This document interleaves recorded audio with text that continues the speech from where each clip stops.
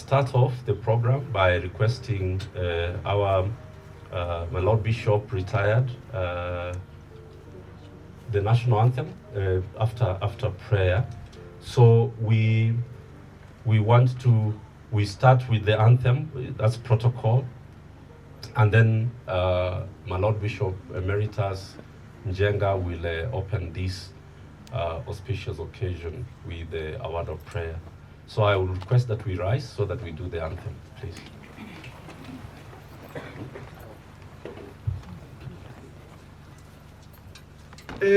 Mungu nguvu yetu, ilete baraka kwetu, haki iwe ngao na mlinzi, na tukae na undugu, amani na uhuru, raha tupate na ustawi.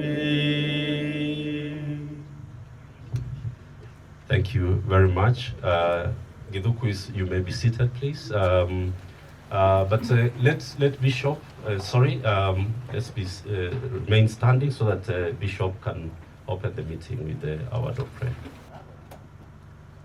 God our Father in heaven, you created human nature for your own purpose. From the earth, water, and common air. You formed us in your own image, in love, mercy, and compassion. You put us upon the earth, and you understand the way our lives are governed and the way they are going.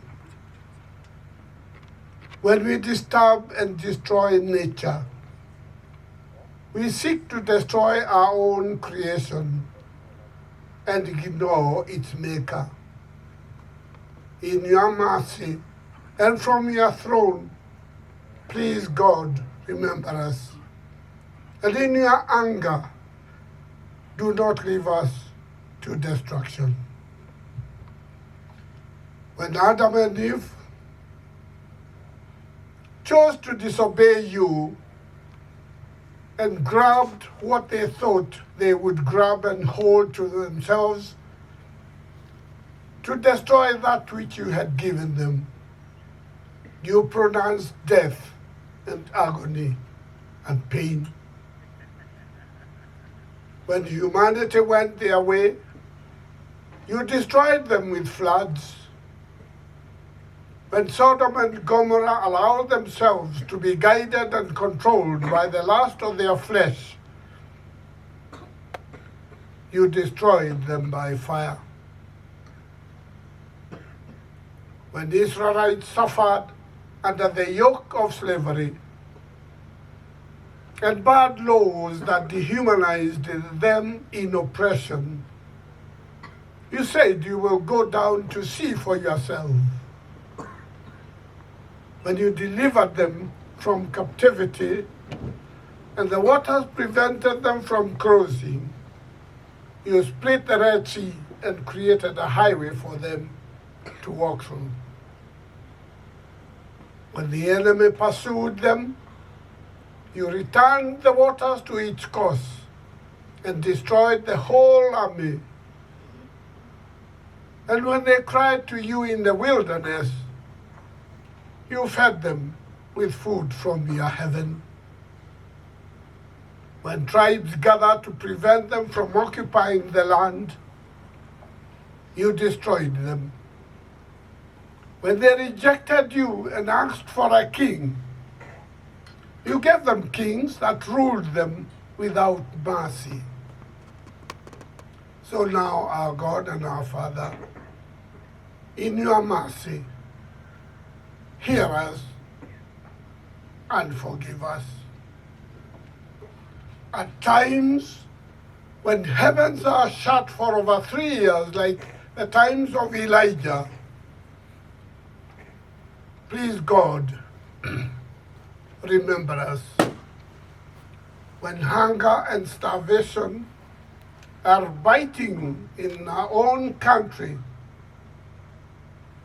when people turn to unnatural ways of behavior, killing themselves, turning nature to destroy us, making laws that turn societies to unnatural ways, creating gases that puncture the ozone layer, cutting trees that give us air, engaging in greed and corrupt ways that dehumanizes and destroys humanity. And when they engage in senseless wars that annihilate lives and destabilizes the fabrics of life.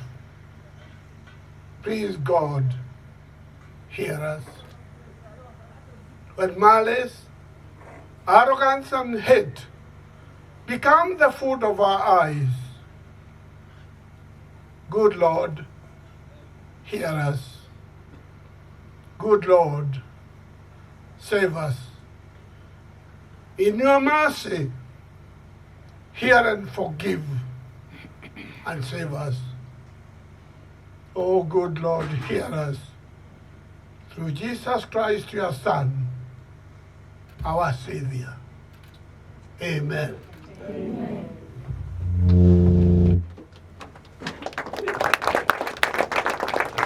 Let's appreciate Bishop. We can now be seated. Thank you very much. Allow me please to say a small thing about Bishop. Bishop retired Njenga was actually the provost at All Saints Cathedral in the year that Professor Wangari Maathai was with the mothers of political prisoners fighting for the freedom of their children, their sons. And when the government came down heavy on them, it is Bishop, then Provost, who took them in and housed them. So it's a very special relationship, and I thought I should mention that before we progress. And we could not get a better pastor for starting this meeting than Bishop Emeritus. Allow me now to welcome a friend of Professor Wangari Maathai, who has walked this long journey with her and who has continued with that journey even after. Professor Karanja Njoroge is currently a board member of the Friends of Karura Forest. He is a former chair of the Friends of Karura Forest. And when I was welcoming him upon the instructions of Njeri, we asked each other who is welcoming who to Karura. So Professor, kindly accept to come and address the gathering meeting here today. Please let's welcome Professor to address. Thank you very much, my good old friend. Birds of a feather flock together, and Cyprian and I have another history for another day.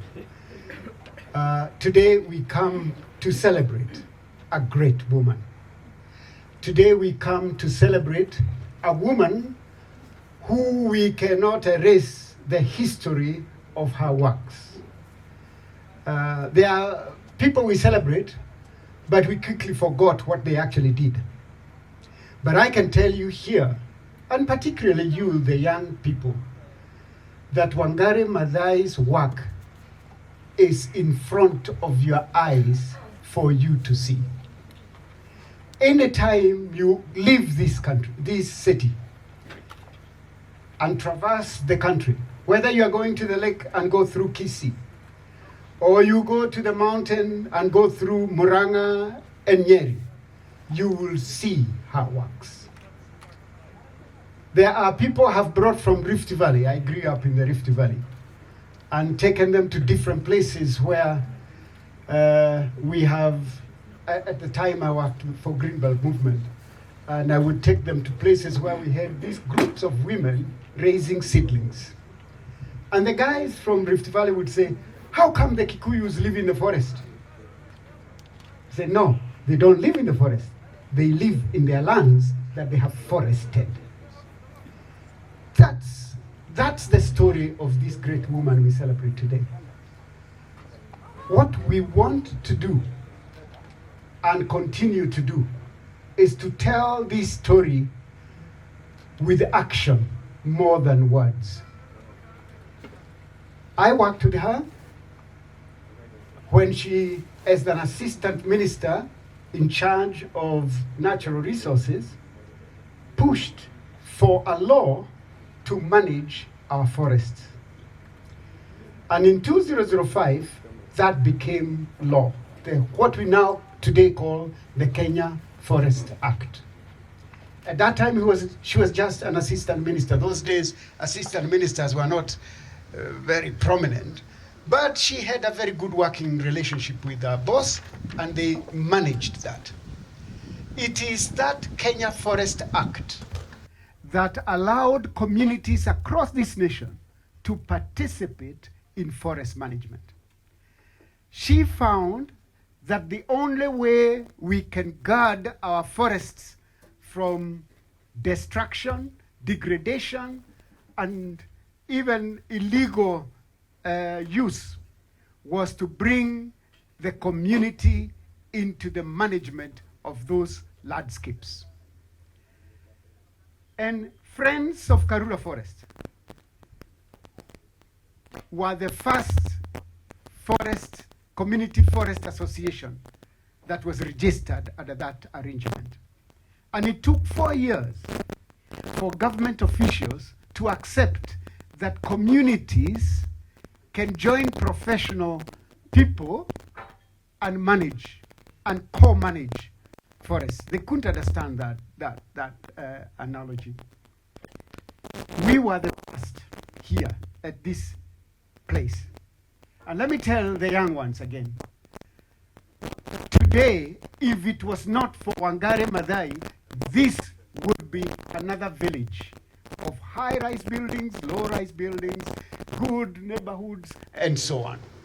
Every piece of this forest was titled to a person, an organization, and so on and so forth. In fact, just north of you, across that bus, blue bus, that would have been Tumaini Schools Limited. I do not know who those guys were, but I'm glad it is not Tumaini Schools Limited, and that our school is here to hear that even a school is not better than protecting this real estate called Karura Forest. The other thing that I want you to know is that this forest was a no-go zone. Everybody feared to come into this forest because the thugs hid in here. The forest department was not able to police it. So when you are hijacked, they drove the car into the forest, did whatever they did with you, or left you dead, and they took whatever. This forest is now the safest part of Nairobi anywhere else you can go. And it's because the community and the Kenya Forest Service have worked together to ensure that that is so. You as a child can come and walk alone and nobody will touch you. You as a woman can come into this forest even in the evening at 4 or 5 and go around and come back. We have not had those incidences at all. This is what Wangari Maathai stood for. If you look at the satellite images of Nairobi City, this part, despite the Thika superhighway being a red spot from the satellites showing emissions of cars and so on, this part is clean, blue, because of this forest. There is reason for us to protect other forests in this city. Gong Road Forest is calling for our action. So is Ololua Forest. So is Dogoto and Gong Hills. And all of you are called now to join us in making sure that those forest ecosystems are protected. I finish by saying this again to my young ones, and I'll tell you why. The future belongs to you. The future belongs to all of you who are listening to me today, who are under 14. The world told us during the Industrial Revolution, sell us your coal, sell us your gold, sell us your iron. We are the ones going to produce the things of the future, and Africa remained that way. We were lost. Now the world is saying, let us change our ways. Let us adapt to climate change. Let us change the way we use, what we use for energy, what we use, how we produce our foods. And some people are telling you, no, Africa doesn't need to do it. We will do it. You mitigate against. We need to adopt. Adaptation is not an option for Africa. Africa needs to adapt. When they talk about solar system, let us be in the forefront of solar energy. When they talk about alternative energy sources, let us be in the forefront of doing that. Even the styles that our lifestyles must change so that we can pick with the rest of the world as they all adapt. But if we are left thinking that we must be given money in order to adapt, yes, we will seek money, but we must do our little best. The way Professor Wangari Maathai did his little things. The hummingbird story. Yeah? She picked her one drop and Karura is safe. Let us also pick our one drop and adapt quickly. Thank you. God bless you. And I celebrate this woman by saying, Bishop, hallelujah to her, because she's looking down on us and saying, yeah, that is the way I wanted you to live you. So God, keep her in safe place and we'll meet one day. Thank you. God bless you.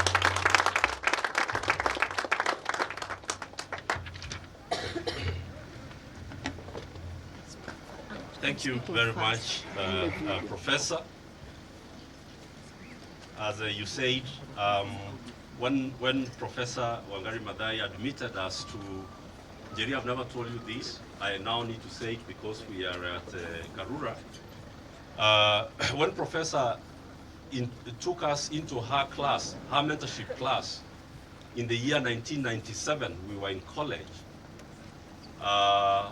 At Ngong Road, the office there, most of you know it.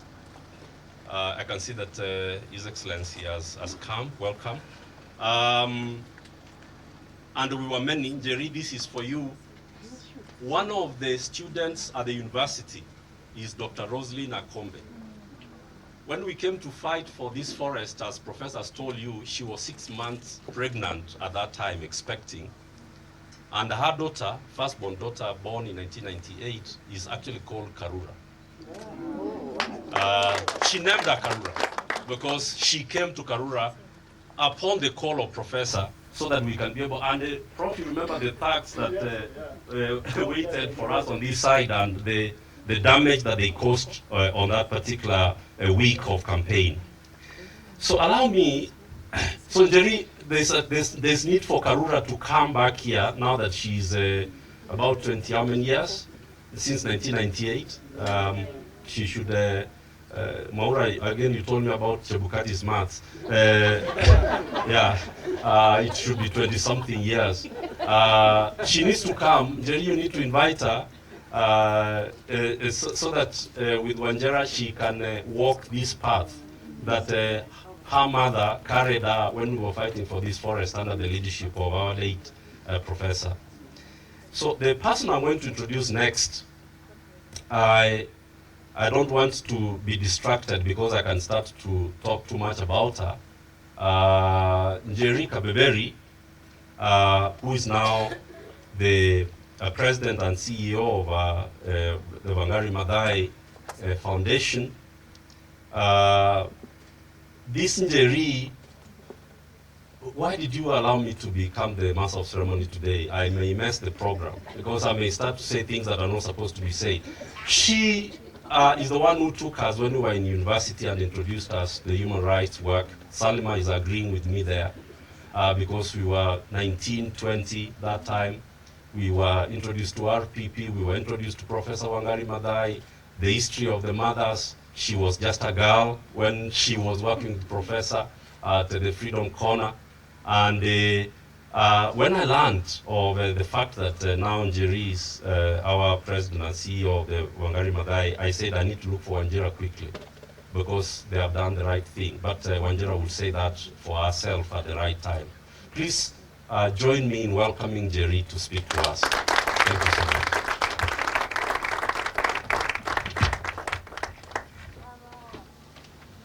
A better one, I think, for her. Yeah. Something that, even she's very elegant, you should say that. Yeah, she's extremely elegant. Thank you, SOJ Cyprian. We call each other SOJ, Soldiers of Justice. We've been on quite a road, and yeah, today is not our day. Thank you.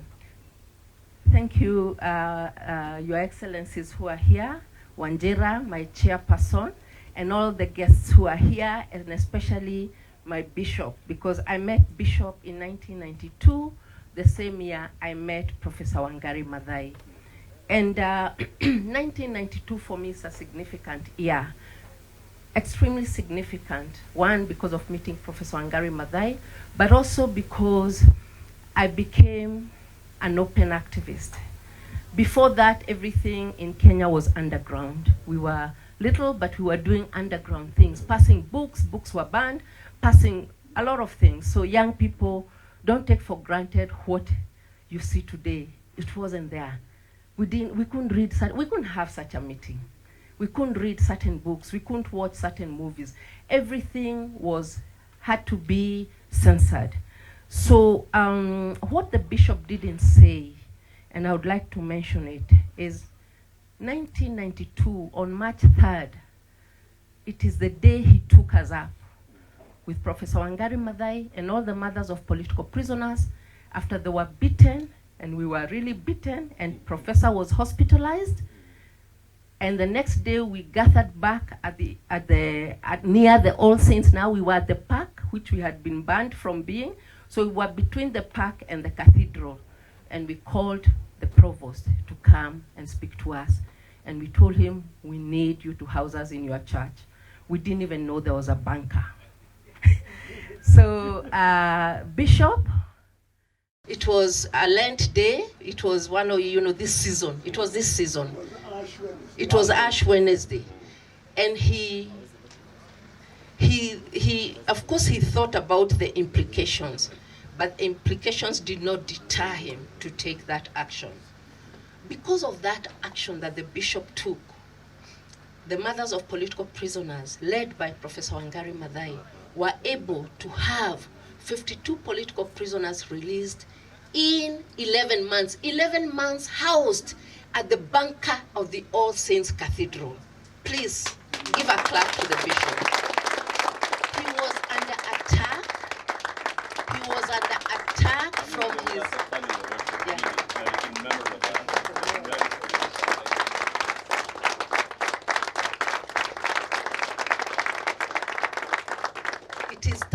It is 31 years ago. The bishop was under attack, almost being excommunicated from the church. But over the months, they came around and realized he was doing the right thing. I just want to mention something small there as I finish that story of 1992. That up to this day in Kenya, we do not have political prisoners, officially. If we have a political prisoner, it is unofficial.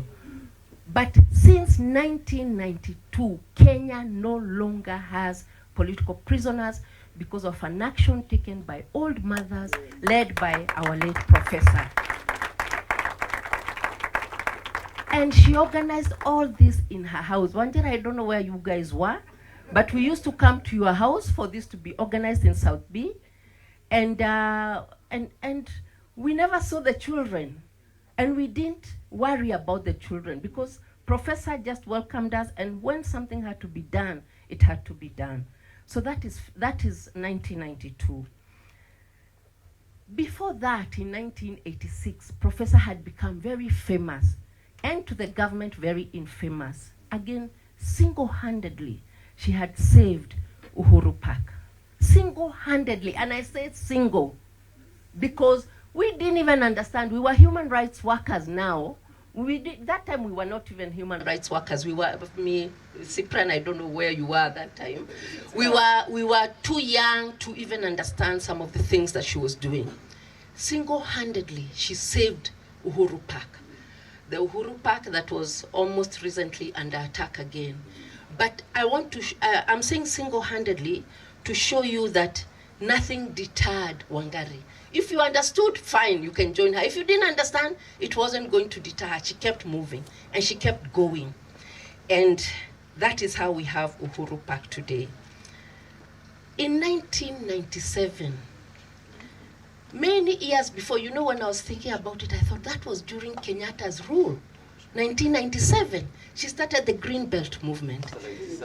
1977, she started the Green Belt movement at the age of 35. And it means she had been cooking that matter from maybe even at the age of 30. To how was she going to deal with this?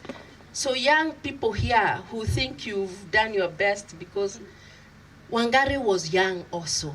And at the age of 35, she started the most famous movement in terms of saving the global world, in terms of planting trees, in terms of showing us a way, a small way that we can do it. And the Green Belt movement today, I know we'll show the video and it will say 30 million trees. Today it's 55 million trees. And we have the chair of Green Belt here. We can recognize you, Nyagodie. 55 million trees started just little, and you'll see how she did that. But of all the battles, because Wangari was a fighter, and through us she's still fighting. Of all the battles, the biggest battle was for this forest. This forest, she fought literally blood and sweat. Literally blood and sweat. Now we had understood certain things. We were human rights defenders. We were demanding for human rights issues. So for the longest time, we couldn't understand why Wangari was so busy with trees when we are busy with human rights. We are busy with people, and she's busy with trees. So we would join her to get her out of prison. We would join her when she's being beaten, maybe to shield her. We didn't understand, I can confess that. We didn't understand her battle of the trees, her environmental battle. We didn't understand it. Why am I stating that? Here is a woman who was so far ahead of the world, not of Kenyans, of the world in terms of her struggle on the environment. We kept thinking, but Wangari, trees, look, people are still being beaten and being arrested. But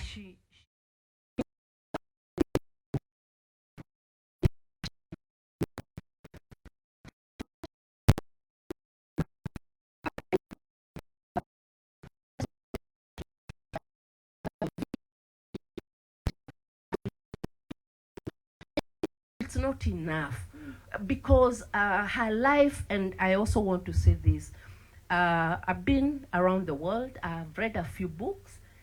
I don't think, Cyprian, I don't think I have come across a human being, let alone a woman, a human being whose achievements are as broad as Wangari's. A lot of people will be either a human rights person and excel in that area, or either environment and excel in that area, or either in governance and excel in that area. But Wangari excelled in every area she touched. And she believed in the connectivity of issues, and she understood that connectivity. We didn't understand it. And most times we would be saying, Wangari has called us again. Ay, Karura, akuko tutapigwa. We just knew that when we came to Karura, it would be war. But we would come anyway, and we faced the war. Thank you very much. Let's have the video.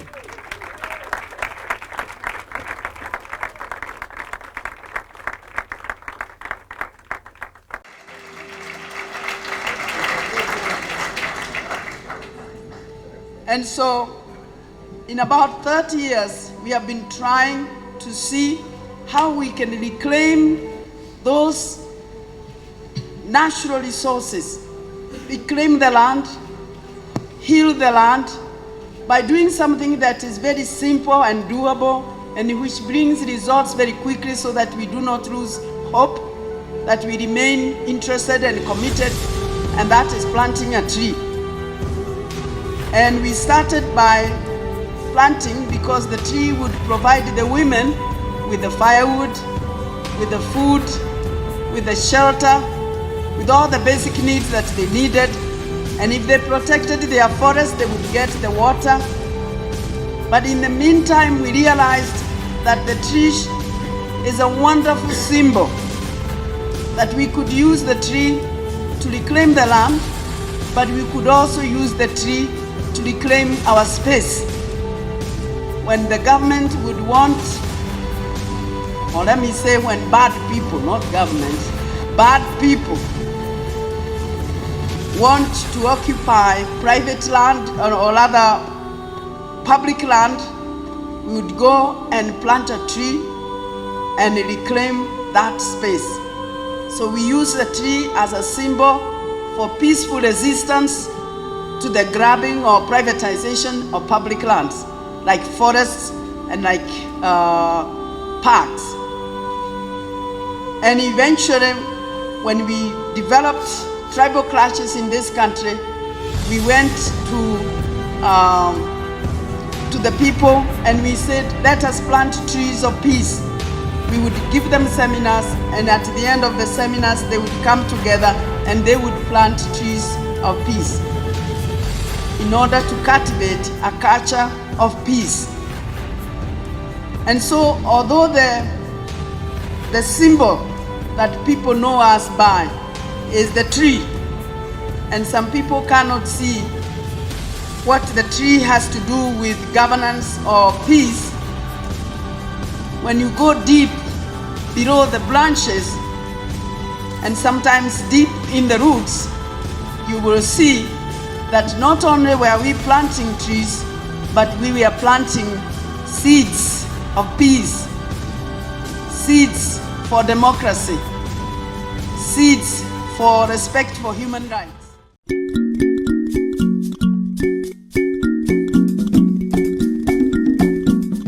I was hearing many rural women complain about the fact that they did not have firewood. They were also complaining that they did not have enough water. Why not plant trees? I asked the women. And so they just started very, very, very small, very, very small. And before too long, they started showing each other. It was now communities empowering each other to plant trees for their own needs. When the women started, nobody was bothering them because nobody took them seriously. You know, who takes women seriously? Then the government realized that we were organizing women. So they started interfering with our organizing. Ogo mete ya turahanda ni mete yitu na ni mete ya guthondeka bururi witu na ni mete ria tugatigira ciana citu o uria na ithu twatigirwo ni maithe maitu githitiguo koguo ni tutige kuhagagio ni andu. Na mama moja anajitokeza na kwa desturi mama kwa Kiafrika lazima kuheshimu wanaume.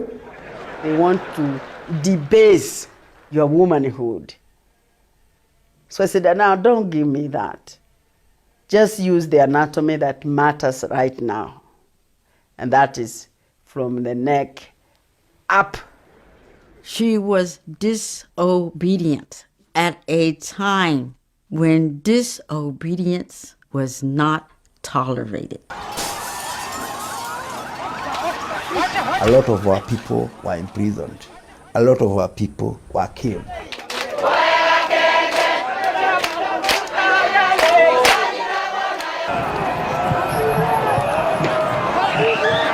We will never give up in our fight for a better government.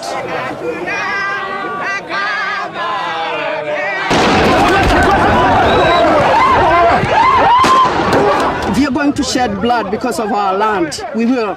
Nĩahete hinya na ũmĩrĩru mũingĩ mũno ngĩka ũndũ njĩkaga njĩtĩkĩtie atĩ maũndũ nĩ merĩ gũkua kana kũhotana.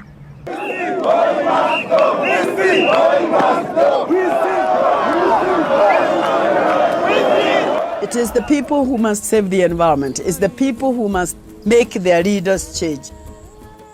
So we must stand up for what we believe in.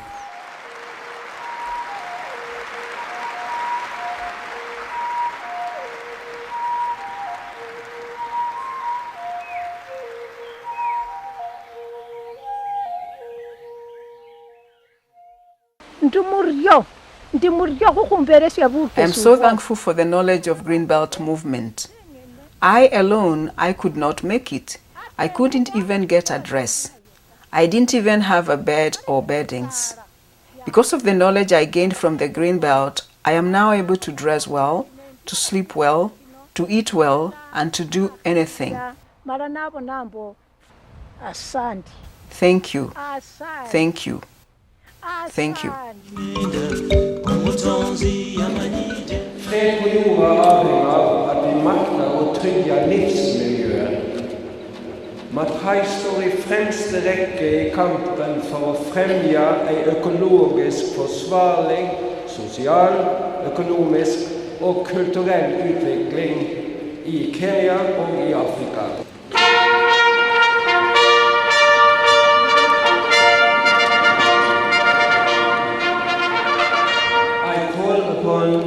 Nobel Peace Prize laureate for 2004, Wangari Maathai, to come forward to receive the gold medal and the diploma.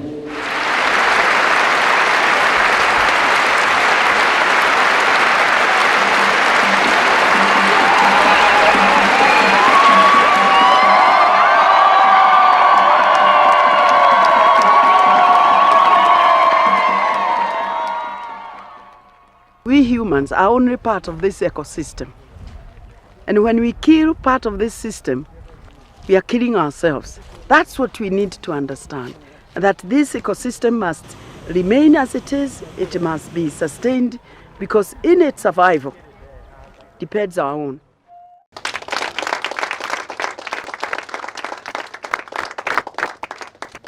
Okay, we are going to do a song. Can I borrow the kids, please? Kujeni.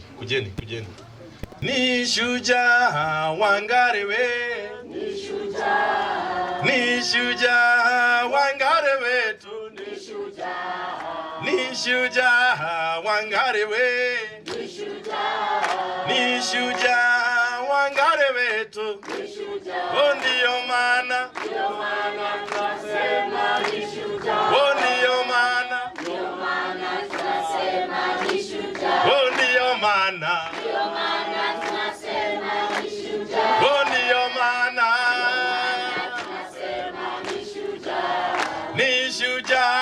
watoto we, ni shujaa watoto wetu, ni shujaa watoto we,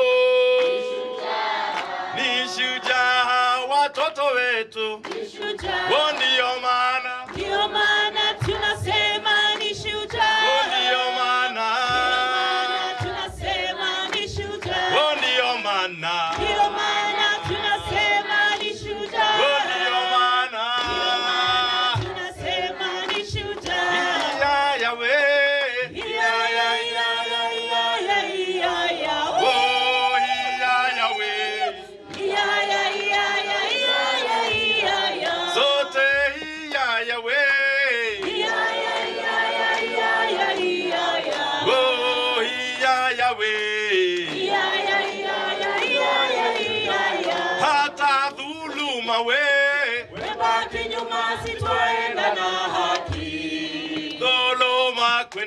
webaki nyuma sitwaenda na haki, na land grabbing webaki nyuma sitwaenda na haki, na wizi kwenda webaki nyuma sitwaenda na haki, yelele ya we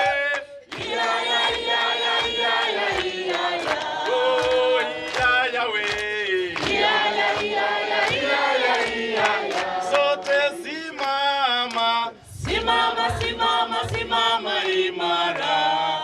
simama we, Simama, simama, simama imara. zote simama we, Simama, simama, simama imara. oh simama we, Simama, simama, ya mwisho, simama imara. yelele ya we, oh ya we, yelele ya we.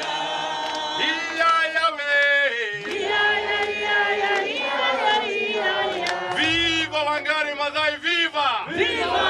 Viva Wangari Maathai, viva! Viva! Viva Kenya, viva! Viva! Viva Afrika, viva! Viva! Viva watoto, viva!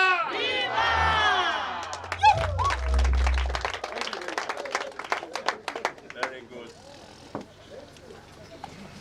Njeri, were you really done? I felt like you introduced the video and I don't know, sorry. All right, okay, I thought so, yeah. Just one thing. When I went to Freedom Corner, that day, the day we arrived there, I meant to go back home. We didn't have cell phones. We didn't have the communication system that we have. And I had a 3-year-old son that I needed to go back to. So I said to Wangari, you know me, I'm going back home. She told me, Njeri, you have been the energy of these women the whole day. Now if you go, they'll think we are starting to abandon them. You cannot leave. I said, you know, I didn't tell you, but I have a 3-year-old boy. He said, God will take care of him. And the 3-year-old boy is here today. He survived. He survived. He survived. You know, I have to keep Kim, come. Kim, there's a reason I'm saying. Come. Njeri, you have to press a bit for her to tell you more. The son went on to study environmental science all the way to the master's level. Does it have anything to do with Wangari Maathai? Okay, hello everyone. A bit on the spot here. I think maybe I wouldn't want to give that kind of credit, but it probably came in intravenously during all the struggles and all the fights. I probably didn't have a choice. Yes, they probably planted a tree for this to happen. Now that I've watched that, but yes, I'm grateful. And now seeing it again, it makes a lot of sense. Yes. Please give Kimani a big one. You know, for Njeri, you have to press a bit for a lot more to be said. That was going to go unsaid. I want to welcome Elizabeth Waduti to come. And I was told you were writing your speech in a room. And it reminded me of a day when Captain Mbati was writing a speech in a room. By the time we arrived at Uhuru Park, Wangari had already been arrested. And I don't see Captain, I don't know where he is. Please join me in welcoming Elizabeth to speak to us.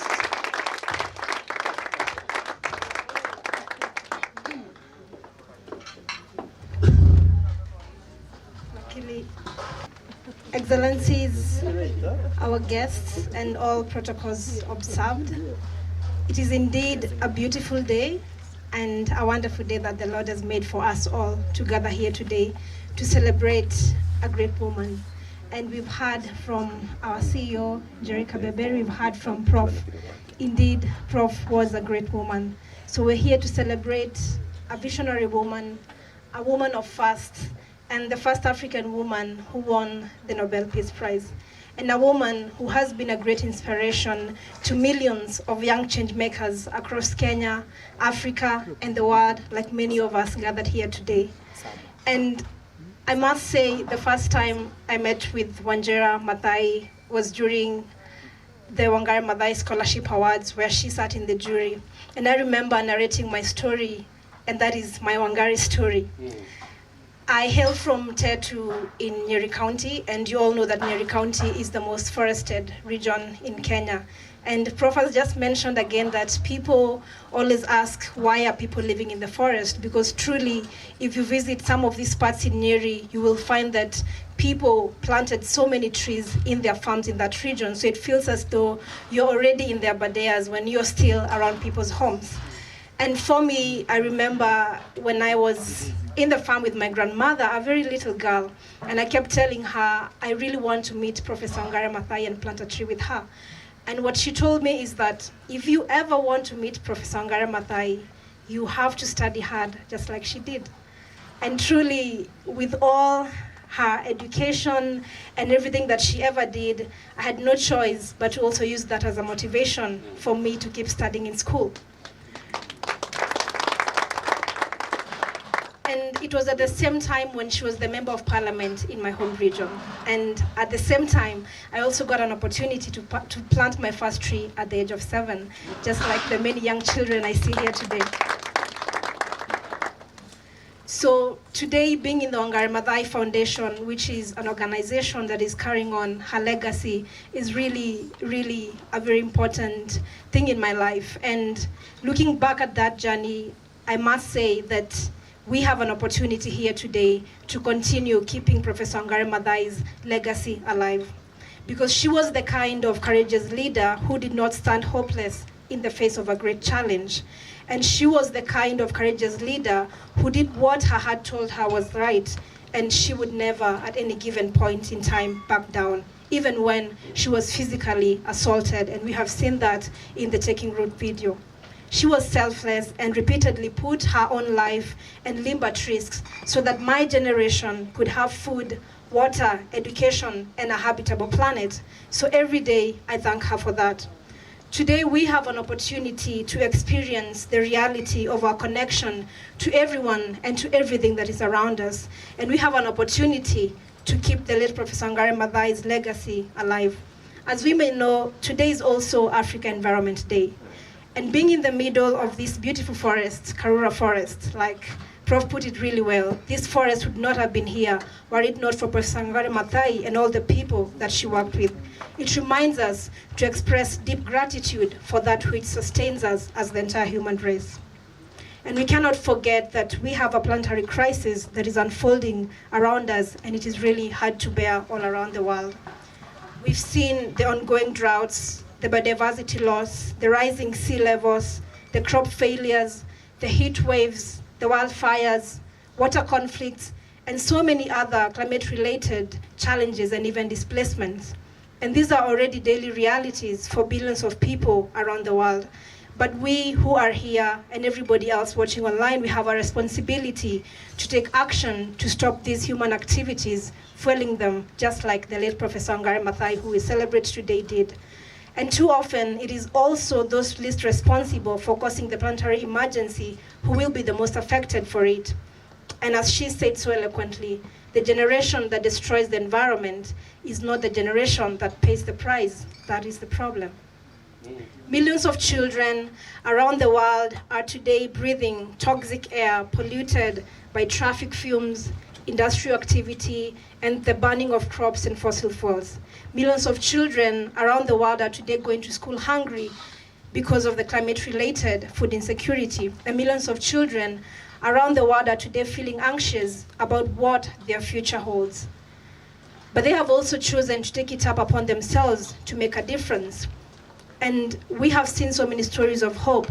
And just a good example with the Wangari Maathai Foundation that has recently created the first ever Wangari Maathai Youth Hub that is bringing on board climate leaders from across the African continent who are not only influencing how people respond to climate change, but also in their own ways, back in their countries, in their communities, are driving change and driving solutions and showing the world what climate and environmental solutions look like.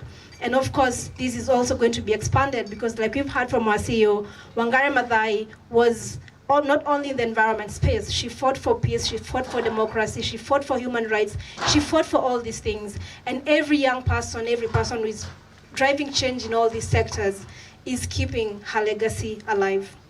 The reality right now is that the earth is bleeding, but we have an opportunity to protect our home as though we have no other planet to go to, since we actually don't. So let us show love to our only home, because in doing so, we are showing love to ourselves and care for the lives and livelihoods of millions who are most affected by the impacts of climate change and the impacts of the global environmental challenges. And I'll echo Prof's words again. In a few decades, the relationship between environment, resources, and conflict may seem almost as obvious as the connection we see today between human rights, democracy, and peace. Indeed, she was right, and today we are in that decade. I'll end by saying that we must learn to reconnect with our emotions and cultivate empathy and respect for nature, our surroundings, and this planet that we call home, because we are nature. Nature has been helping us for so long, and it is now time for us to help her. Thank you.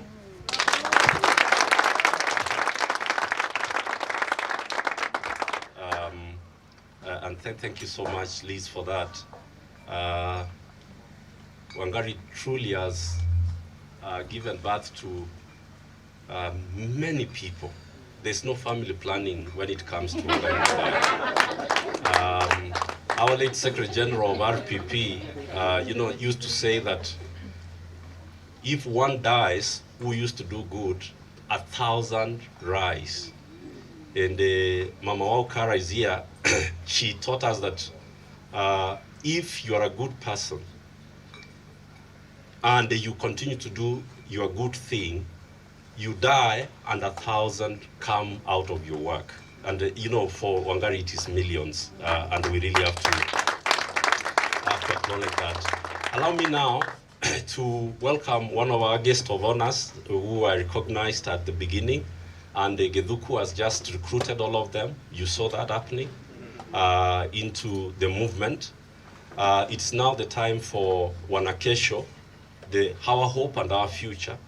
All protocol all protocol observed. Good evening. Good evening, Miguel. My name is Miguel Mwangi, a volunteer from GGI Green Generation Initiative.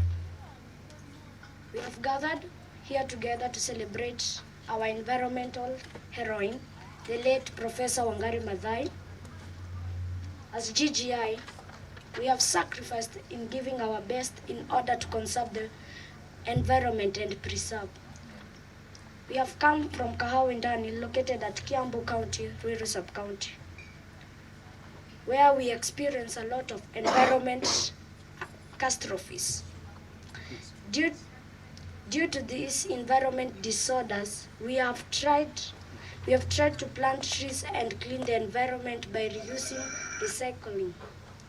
We have planted trees, approximately 150 trees in our school.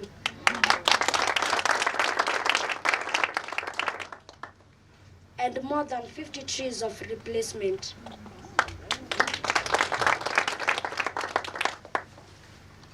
As we are speaking now, we are experiencing climate change. The question is why? People are deforesting our forests and destroying, draining sewer lines into our rivers, draining sewer lines at our rivers. Let me tell you something. If you don't spare the environment, and the environment will not spare you. So be careful on what you do to the nature. The Kenya government and certain individuals nevertheless have made efforts to conserve the environment. A good example is Elizabeth Waduti, who has followed the footprints of the late Professor Wangari Maathai by standing still to discourage deforestation and global warming. We are proud and honored to such have people in our country.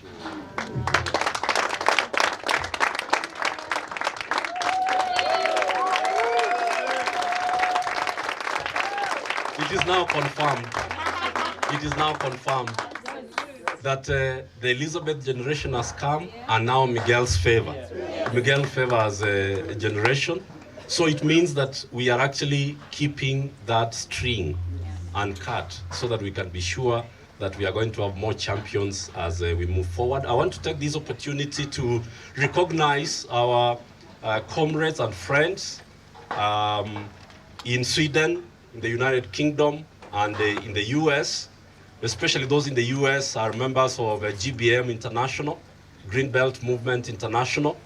They are following us online, and we want to recognize your partnership and friendship in this endeavor and in walking this journey and being part of the movement. So let's appreciate our colleagues online. Thank you. Thank you very much. And since you started that, the name is Kweku. It means Wednesday, born on a Wednesday. Yeah, Kweku. Friends of the forest, I'll keep it at that, because once we are in nature and in the forest and in the mountains, there are no distinctions anymore. We are part of nature. Very, very pleased to be invited today, and of course we find the time. I mean, I'm the neighbor. I use this forest 3 times a week. So I had to, and was very, very pleased to be invited to join you here to celebrate a person whose work has such fundamental implications nationally, regionally, and globally, and also for myself. A person and her work that changed the way that we looked at environment, sustainable development, democracy, and peace. Professor Maathai was not the only first African woman to be awarded the Nobel Peace Prize, as we saw in the video clip. She was also the first environmentalist to win that prize. When she was in Oslo in 2004, together with you, Wangari, to receive the prize, my wife and I had just returned from Ethiopia. That had been our first experience with issues that in my mind I had kept separated: climate, environment, drought, conflict. Wangari showed me how wrong that is, how wrong I was, and how in fact these components are intrinsically interconnected. Professor Maathai was awarded the Peace Prize for her contribution to sustainable development and the link to democracy and peace. The grassroots movement she started, we all know, aimed at countering deforestation and has had such an amazing impact globally. The Karura forest as we know it today is a result not only of the Green Belt movement, but this forest is a symbol of the importance of trees, nature, to protect our climate, the biodiversity, livelihoods. It was saved through personal sacrifices and high costs for all those involved, and we have heard a lot of that already. We pay homage to that, and we are forever grateful and indebted to what I would call the trailblazers. You showed the way. As I said, we enjoy the Karura forest 2 to 3 times days a week, and the trees here never cease to amaze me. They absorb and they retain carbon. They protect soils, the water cycles. We cut them down, the water disappears. Without water, what are we? Karura and other forests around the world are humanity's common treasure chest of biodiversity. It doesn't belong to Kenya, to Norway, it belongs to everyone. Forests around the world, because we're all part of this. Nature provides food, energy, and livelihoods for billions of people. We need trees, forests, nature to achieve the sustainable development goals. I'm very proud to say that Norway has been for a long time been a supporter of reducing emissions from deforestation globally, and we are trying to contribute to what we can do to reduce deforestation around the world. Improving livelihoods of those who live in, off, and near the forests. We have pledged to double our climate financing and triple the climate adaptation financing, including for system restoration. So that is on the adaptation side that was mentioned. Very happy and very impressed by how Kenya is providing global leadership on the climate, nature, and pollution crisis, including as host to the UN Environment Programme here in Nairobi. The UN, you may not know that, all of you, but UNEP down here is the only UN headquarter in the global south and a center for environmental multilateralism. We would strongly commend Kenya for the ambitious goal to achieve 30% forest cover by 2050 and efforts on climate adaptation and climate smart agriculture. More countries should be looking to Kenya in this respect. It has already been stated, but sometimes a good quote can never be quoted too often. And since we have the sunrise generation here, you are the sunrise, I belong to the sunset generation now. The generation that destroys the environment is not the generation that pays the price, the professor said. Not only that, the generation that will pay the heaviest price are you, our children. And that is a burden we cannot place on future generations. That is why we need actors like the Foundation, like the Green Belt Movement, bilateral development cooperation, environmental multilateral cooperation, and not least private sector, to work together and strengthen actions for nature. Misito yetu, uhai wetu. Asante sana.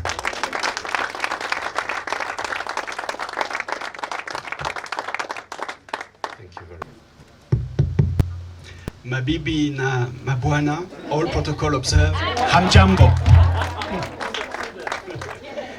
Let me try to say, ni kwa heshima na furaha kubwa kuhudhuria siku ya Wangari Maathai tarehe 3 Machi, wakati tunapoadhimisha siku ya mazingira ya Afrika kila mwaka.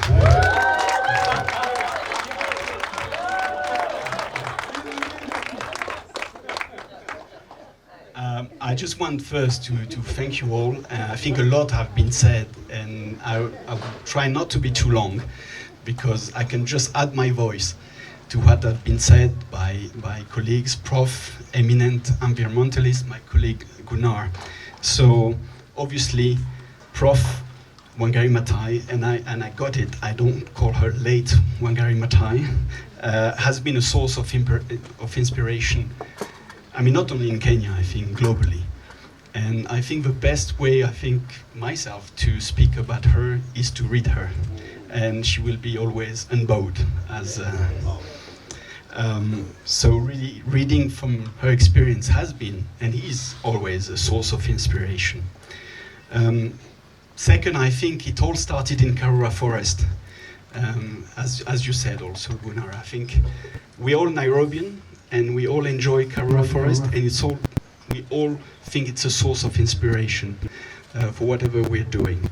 And we're thankful, we're grateful for the fight that she, with other environmentalists and human rights, as you said, there's a connection between the two, has been doing, because we wouldn't be here today, as you said, if she was not conducting this fight. So, asante sana.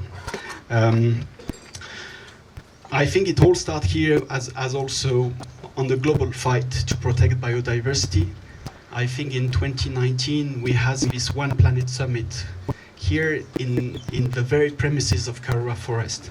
And it was, one of the attempts, even imperfect, to protect the biodiversity globally. But it was also here in Karura, and it had meaning, I think. I just want, not to be too long, to say that we're very proud of the partnership we have with the Green Belt movement.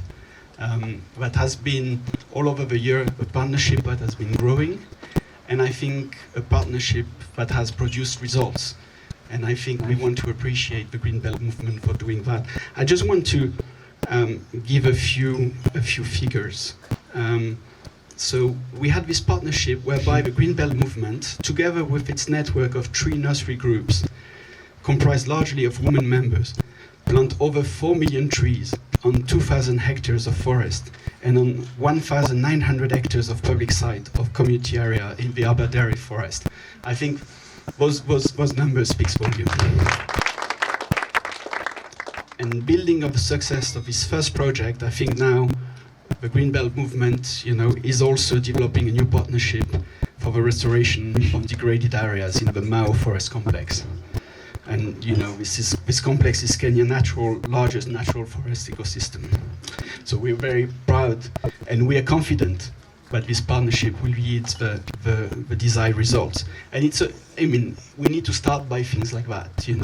This positive agenda needs to start by the ground. So let me conclude by saying, we'll be a partner of you, a reliable and long-term partner of you in this endeavor. Pamoja tuzidi kupanda miti, lazima tunyalinde misitu yetu kama Wangari Maathai.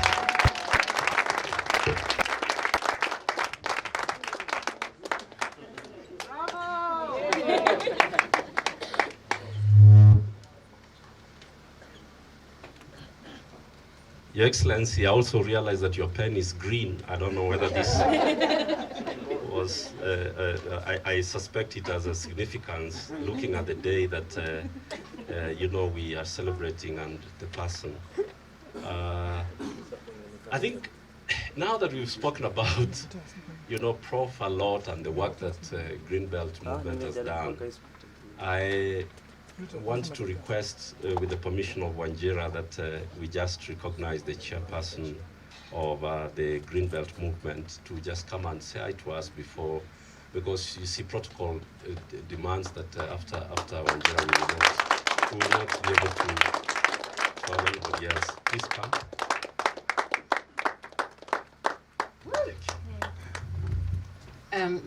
Thank you, Chair of the occasion. Ambassador, Bishop Jenga, really delighted to be here today. As Wanjira knows, I was not expecting actually to speak, so let's see how we do on this right now. So I think at this moment, coming here and speaking as the chair is truly one of the great honors of my life. I have been associated with Greenbelt, the institution and the organization, for very many years, including GBMI. And hey, folks who are up at this time, that's really good. And you know, like many people, when you meet Prof or when you associate with the Greenbelt, it truly gets into your skin and into your blood, right? And we just can't stop even thinking about it, etc. But first, I want to acknowledge my fellow vice chair of the Greenbelt movement, who's here with us today. We are here representing both the board and the secretariat of the Greenbelt movement. There are past GBM board members who are here, and first I want to recognize you, Mrs. Chege, Miriam, who, some people know her, right? Yes. And she is someone who, this association with the early founders of the Greenbelt movement, who, when nobody else, absolutely nobody, during these times that we saw here of the 80s, the 70s, the 80s, and the 90s, there were these women who truly stood with Prof at that time. And I absolutely honor you for that work you've done. And then my sister friends, Jerry, so honored that you are now at the foundation, and of course Wanjira. As we're here today, thinking about this day, one of the things that I want to recall is just this very integral connection between the protection of the environment and our human rights. And for us to recall that today is called Wangari Maathai Day and also African Environmental Day, I just want to remind you all that those struggles that we saw there on that clip continue today. And we have environmental defenders who are losing their lives in Africa. I will speak about Africa because today is the African Environment Day. They are losing their lives every single day. And we must remember that the women and men who put their lives on the line to protect the environment are doing it for us. And they're doing it for this generation, and they're doing it for future generations. And so even though we have individuals that we absolutely have to rely on, just like we did on Prof, and who was the star that we followed and who inspired us and continues to inspire us all, we must recall that there are others across the continent doing the same thing. Liz mentioned that.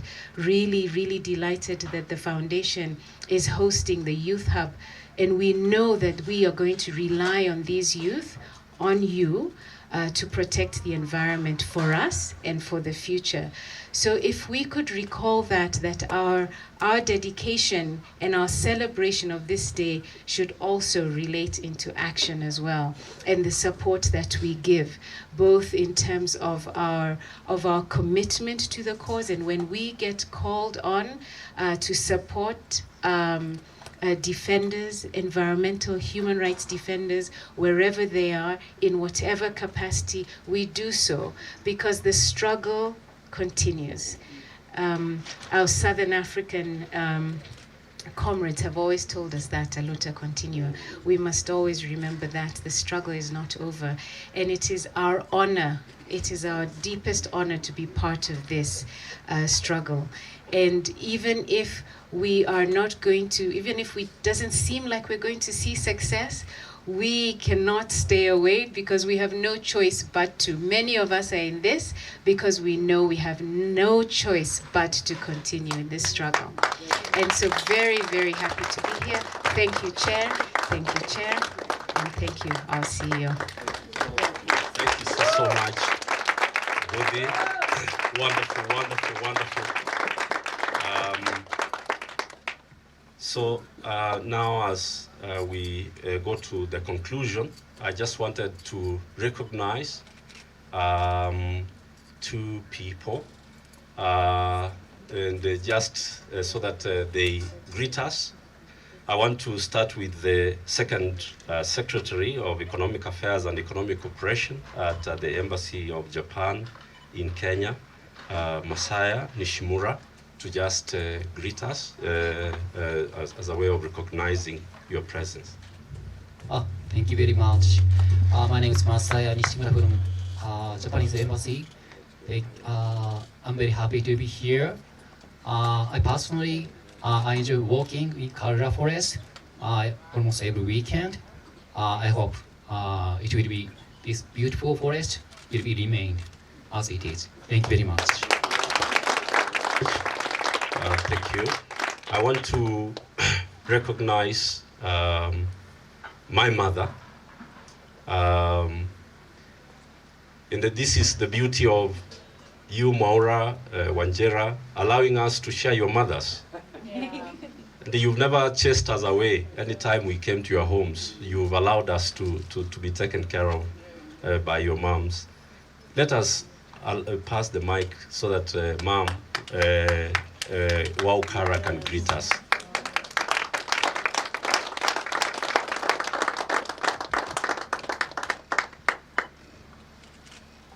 Africa head. Great kings and queens you should know. Take it again, take two. Africa? Great kings and queens you should know. Yeah, that's why we are here. My name is Wahukara, and what I am very happy about is that we are saying people don't die. And our bishop, even in his prayer, put it so. So I am very happy because no matter how I am aging, I'm still very much alive. And even gone, I'll still be there.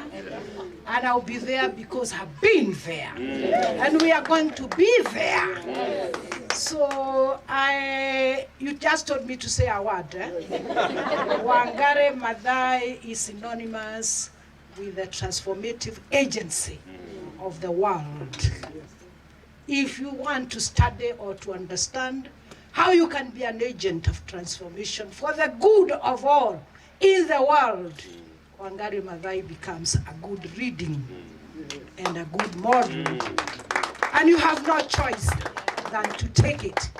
So for now, in commemoration of my good sister, because she was, when you talk Freedom Corner, what Jerry was saying, everything, all these things we have done together. We moved it together. We've talked all the rights, all the justice, all the peace, all the everything. Today I want to remind you that if indeed you came to celebrate Wangari, the global citizenry must wake up and envision and think on what I would call natural resource governance. Natural resource governance is the answer to be answered for the 21st century. Those young people, even if they plant trees as they plant and as they do what, it shall be just another story. The issue here is very structural, and we must address it the way it is. So when I talk about natural resource governance, all what I'm calling upon is people to envision for the mission of today so that we can have this governance that is going to balance nature and people, people and planet, and profit, because it has to be there. So unless we balance people, planet, and profit, we are wasting time.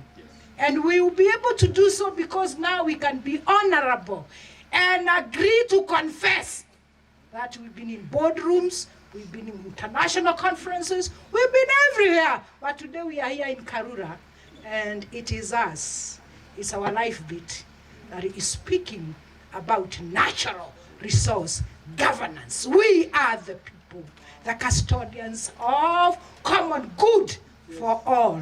And it is that governance that must work. That governance will work during my lifetime. Those who want to work with me, they will wake up, and others, because we cannot leave it where our sister Wangari left. If we really mean why we came here, with all these accolades, it is when we shall transform the world for the good of all. And the answer, I'm telling you, it is natural resource governance, policies, technology, lifestyle, ideas, spearheaded by the communities as the lead. Communities as the lead, then we all now can construct the world that we have always believed in. That's why, Cyprian, when you call me your mother, I am proud and I could give you 5 Grammys, because when a son acknowledges that, it means they have matured and they will be able to deliver. Please, please, my grandchildren deserves a world that is better than you people. And I think we are very old. We still can think. We still can take responsibility and accountability. And for me, I repeat again and again, natural resource governance. From good governance politically, economically, socially, now is the reality, because the world belongs to all of us. So Wangari lives because she set standards for what natural resource governance can be. Thank you. Viva Waukara, viva. You can say it with me. Viva Waukara, viva. I want to govern myself well today, so I will not go to mention everybody who is present here today, because they all have a story. Let me just ask Reverend Isaac Kabwe, where is Reverend seated? Just give Reverend the mic to tell us where he pastors and why being Njeri's pastor is important. Please, 1 minute. Thank you. Njeri is my Christian. I am Isaac Kafui wa Amobi. I pastor at ACK St. Matthew's, Rudota West. And with me is my wife. Yes, we came with her. Please stand and... Hi. Thank you very much. Very good. Is that the church we went with the charity Ngilu with?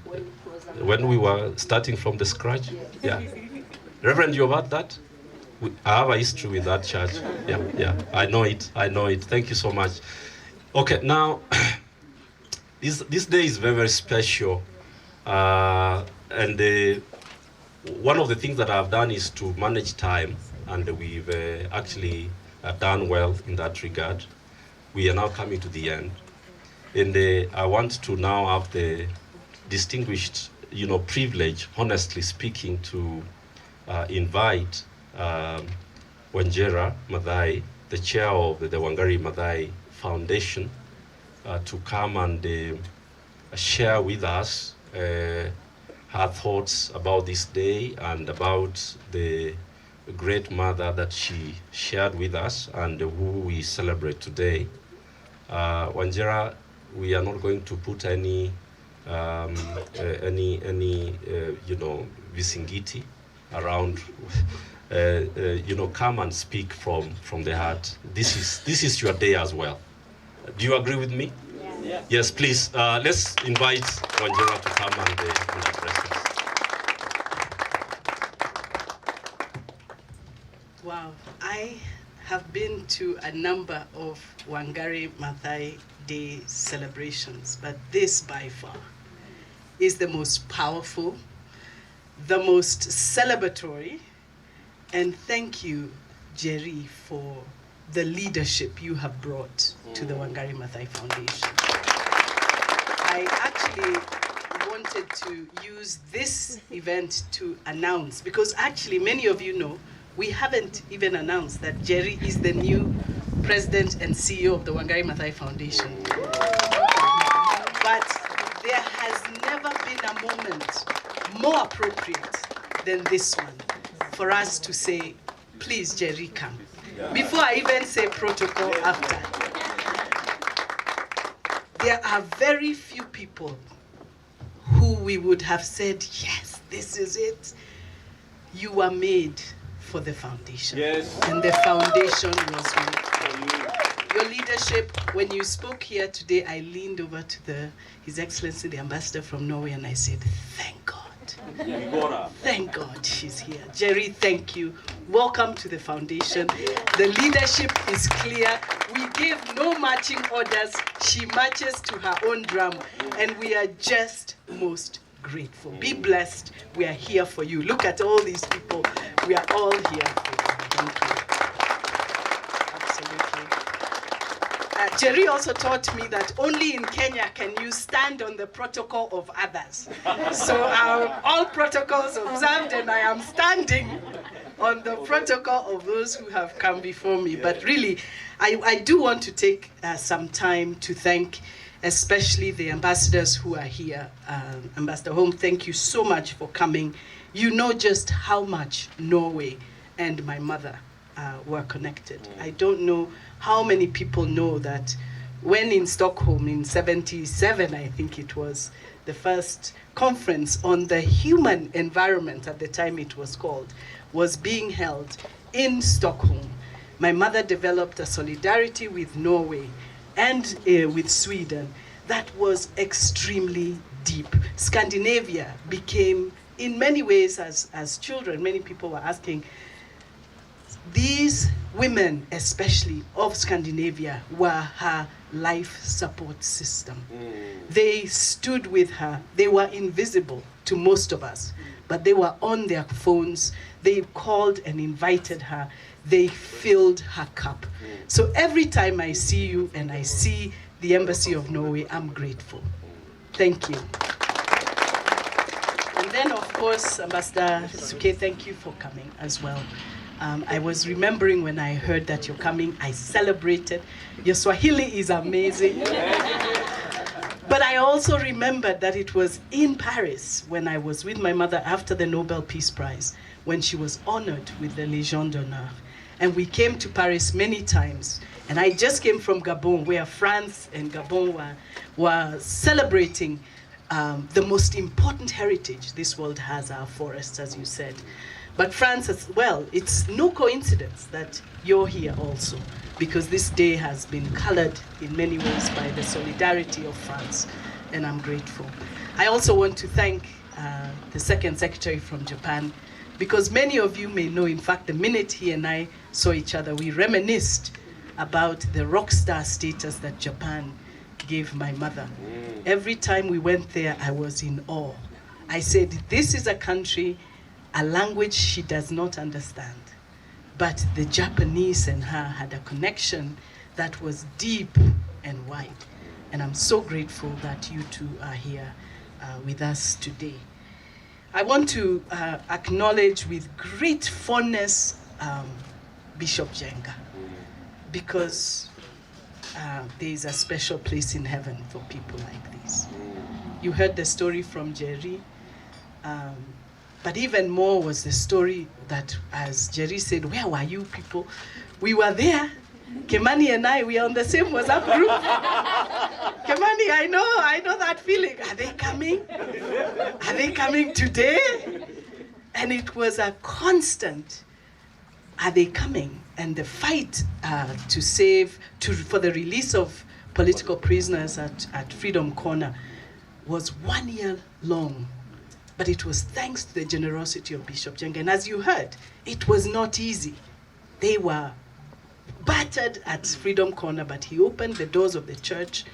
And it's so interesting, the generosity of so many people who never wanted to be seen. People who delivered medicine, food, water, Vaseline. And the women in this house, Vaseline, you know. Vaseline is important. It was the solidarity and the generosity of people like that they said we will stay at All Saints until our sons come home. Thank you so much. We will never stop thanking you. That was heroic. And it's so interesting. It's almost cliche when people say, do the right thing. And this right thing gets bigger and bigger with time passing. We acknowledge with such fondness and awe the courage that it took for Bishop Jenga to take that decision. I know he's told that story many times. He was really not facing claps in his church on Sundays, but he insisted and saved our mothers' lives. So thank you so much, Bishop Jenga.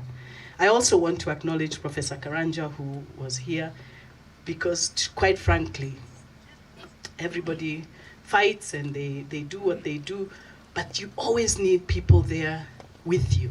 Mommy always said to me, you never are quite alone. There's always somebody somewhere. And when the fight to save Karura Forest was on, and then we all thought, okay, they've done the best they can, it was Professor Karanja and the others who continued. And if you like Karura today, you can thank his leadership. And I always say, yes, please, and the friends of Karura Forest, but tirelessly. I almost feel sometimes that he owns part of this place because he loses sleep over Karura. Professor, thank you. I've always, in the back pocket, I always say, the day we start the Wangari Maathai Legacy Prize, you will be the first recipient. I also want to recognize my mother, Miriam, who, as Nyagudi, and by the way, Nyagudi is her daughter, so she couldn't say that much. But my Tushege has been a mother to me and to my brothers, and as you can imagine, those nights in the crypt, somebody had to make sure things were happening at home, and Mrs. Shege's face was a constant. She and my mother called themselves twins. In fact, for a long time, I didn't know she had a name because they just called each other Somo. Somo, Somo. And actually, if ever there was a Swahili test, I never failed Somo. I knew exactly what that meant, my twin. They were fond, fond sisters, and we're very grateful. And through her, as Nyagudi said, there are a group of women who were founder members with Mami on the Greenbelt movement, stood with her. In fact, the first lessons in fundraising I learned from Mrs. Chege. Because whenever we would say we have no money, she would say, what do you mean you have no money? Sell some hot dogs, do something. Because they literally would never, for some reason, the basket was never empty, even when there was no money, because they were so creative. And I remember herself selling hot dogs at the Nairobi show to raise money for the Greenbelt movement. I hope, absolutely, they gave everything.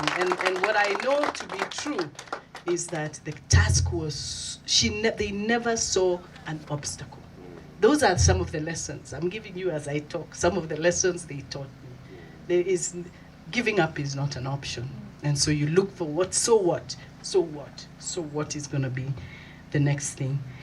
We also heard from Liz. Liz Wathuti has been, for me, the constant reminder. One of the messages that Bishop Jenga, I don't know, he gives many messages, but this one stuck with me. I use it all the time. Bishop, you taught us that we must fight the good fight. We must stay the course. and we must finish the race. That in fact, Mami and all of you fought the good fight, and you continue, we continue, as Nyagudi said, this fight continues. And we are committed to staying the course. That's why most of us are still here. But I look out at Liz and the young people, and I know this race will be finished.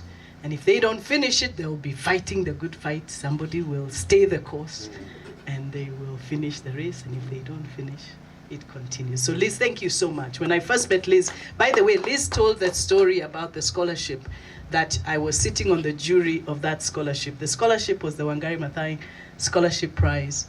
And that prize was given to one student who was doing really well in environment, not in the books. They lived it. And I was responsible. I had the great privilege of going to visit. So the candidates would send their applications, we would shortlist them, and then I would be sent to go and see if they are really doing what is on that paper. And I went to visit where Liz, her mother, she has a mother who's made in heaven, and she was surrounded every inch by trees and plants, and I didn't have to go further. But I want to tell you that even as Liz was winning that prize, it was thanks to a jury who felt that we had to, for the first time, give 2 prizes, because they were so good, both of them, that so we are in those hands. We know that the legacy continues, and it continues in the next generation. Nothing is more important. I remember Mami once told me about Karura, actually. She said, maybe you won't see Karura free, but your children might. That's what she said to me. But here we are. I come with my children. So it's a gift. And I hope that the next generation will continue to enjoy the forest as well. I want to also acknowledge the Wangari Maathai Foundation board. Some of Nyagudi is a board member, I'm here, but also that our board continues to champion some of the work. Liz talked about the hub, which is a youth platform that essentially is trying to activate, create space for young people to find their entrepreneurship, to find their space, to activate themselves, and be activists in whichever space they're in. Because actually most of us know that the stories that we celebrate, including Mami's story, is a story of the solidarity of others. Some were young lawyers, some were horse riders who are in Karura who saw something and said something. And so we want, wherever they are, we're not saying all of you come and work at Karura Forest, but wherever you go, that you are ambassadors for this thing we're all working. I look out, I see friends, I see Chris Cost, I see so many people. And in fact, I see Mucha. I'm compelled to say we are standing on holy ground. This is such a special moment. Everyone representing Mama Karo. Thank you so much for what you shared and what you all represent. You know, there are 2 things as I was listening to everything, there were 2 things I was compelled to say. There are 2 things so many people didn't know about Mami. One is, she was really funny. She loved a good laugh. And the struggle was tough. The struggle was so tough that she would always find time for a good laugh. And one of the things that came to me is that we've been talking a lot about forests, and she was so far ahead in, as Jerry said, she was ahead of the world, not even ahead of her time, in understanding just how crucial.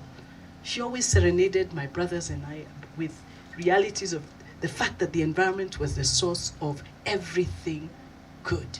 She told me, everything. Tell me one thing. And she would say, everything comes from a healthy environment. And today we are talking about that. Like I said, the One Forest Summit, we are here in Karura. Today we know much more than we did before, how important that is. She was inspired, and in fact, the Nobel Peace Prize, a lot of people, we say she was the first environmentalist to win the Nobel Peace Prize, but actually, if you ask Norwegians, because they're the ones who gave this prize, they'll tell you it was for the connection she made between the environment, democracy, and peace. That those 3 were interconnected. That really was revolutionary then. Today, as we heard both from the ambassador and from Liz, that's no longer in question. We are more than convinced of that reality. So one of the things she always used to tell me is that actually, if you want to know how important the environment really is, just consider the creation story. She said on Monday, God was very busy creating everything we needed to survive. On Tuesday, on Wednesday, on Thursday, he still had not, or she had not yet decided to create humans. It was only until Saturday when it was like, all right, now it's ready. Let's create these human beings. Then she would ask me, can you imagine what would have happened if we were created on Tuesday? We would have been dead by Wednesday. It was such an important lesson for me that really the environment is our life support system. The environment is really our life support system.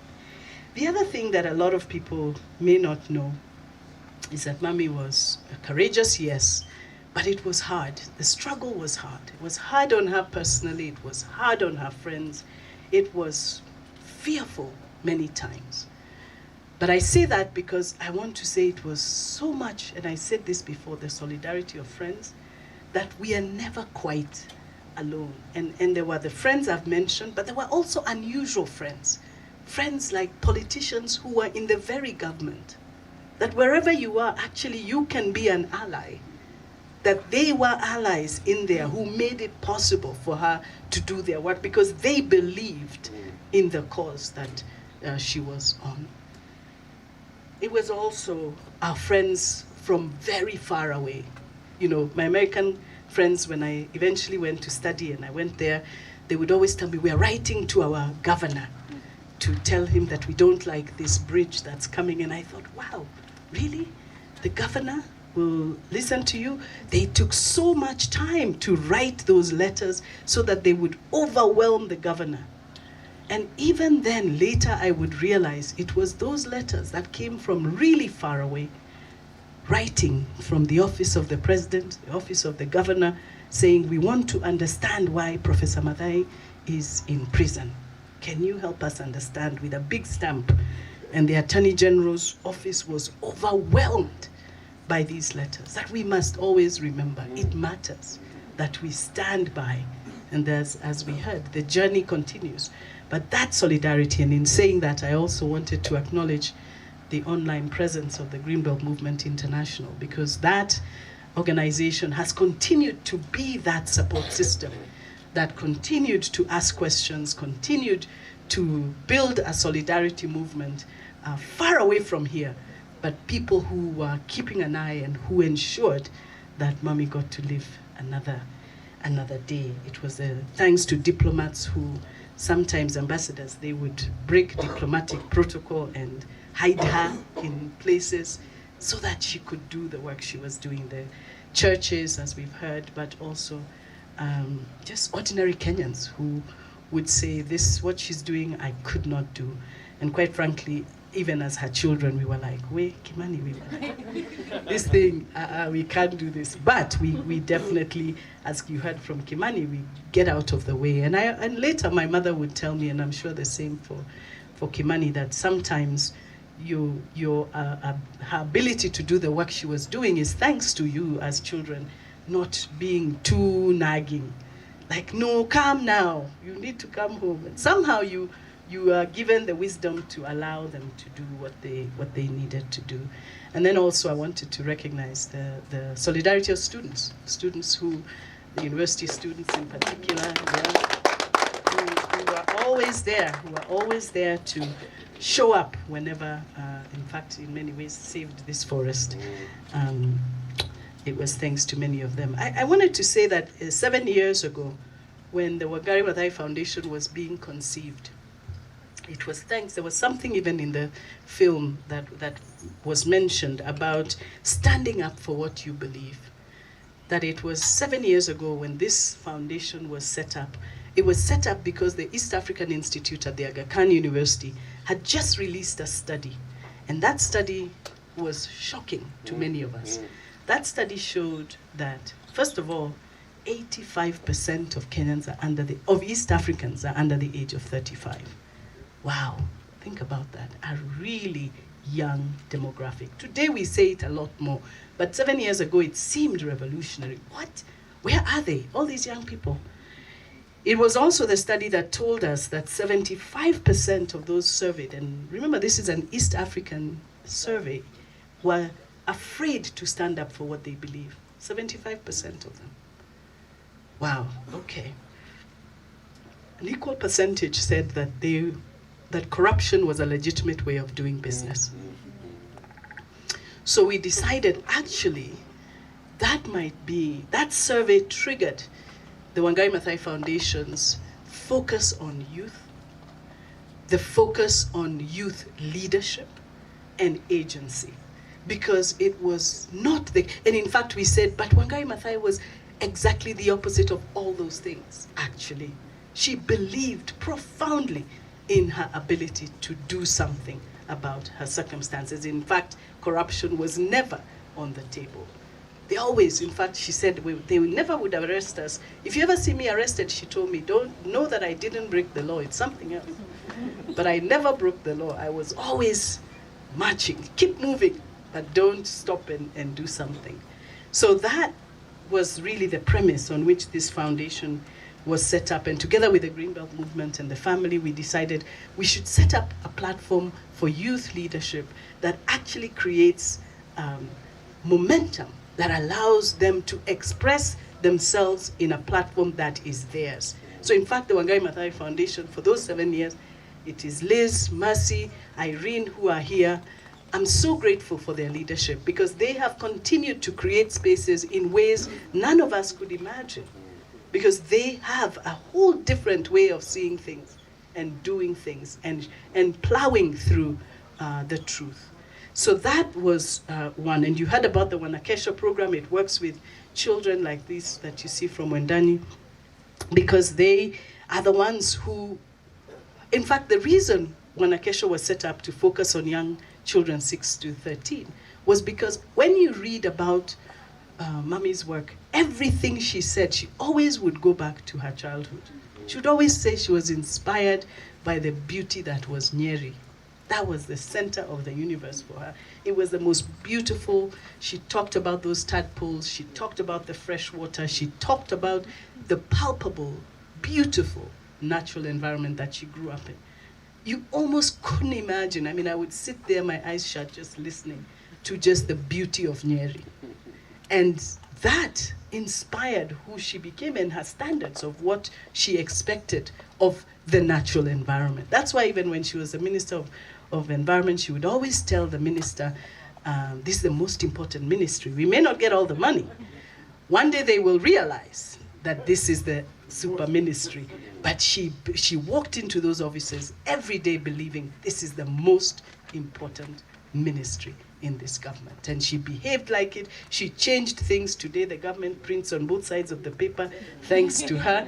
And it was those moments that if you inspire these young children, they will grow up expecting nothing less than good stewardship of the environments. That's why Wanakesha was set up. And then Encourage was about courage. And in fact, the Encourage initiative is spelled N and then hyphen courage, deliberately to underscore that courage was such an important part of this. And that program was essentially a cafe that was whatever young people want to talk about from the age of 15 to 17 to 35, we would get together and would surface issues that would lead to campaigns. And those campaigns, some of you may have heard. In fact, I look out, I see my friend George from Purpose, who has been instrumental. He watches, he sees what is bubbling up. And when Uhuru Park was under attack, you will remember that Liz and others started Daima Uhuru Park, Forever Uhuru Park. We will save that forest by thick and thin. And those young people saved that highway was actually going in almost 100 meters into Uhuru Park. And it was thanks to Daima. But that campaign was surfaced out of just listening to what do they care about, what is bubbling up for them. And George, thank you too for that solidarity, to make sure that young people can blow life into these campaigns. You've subsequently seen campaigns to save different trees, and Liz has been on the road charging and saying you cannot cut a 300-year-old Mugumo tree just like that. It should not be okay. It cannot be okay. And that you don't have to be a military army of you.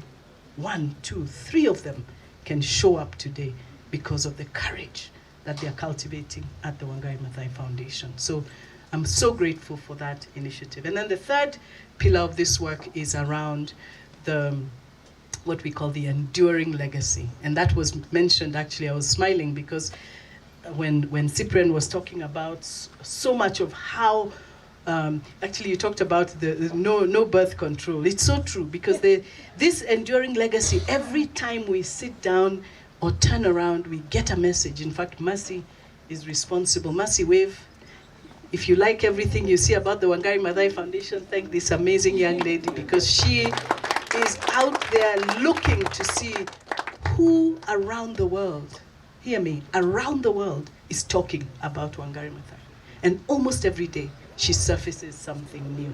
Somebody, a school in France, a school in Spain, somebody, a child in the US has written, is crying that their mother must send their $60 to Wangari Maathai to save the tadpoles. That legacy is touching people far and wide. And so we have this enduring legacy initiative that we hope will one day find a home in a place where you can all come and see and read how this legacy continues to grow and to deepen.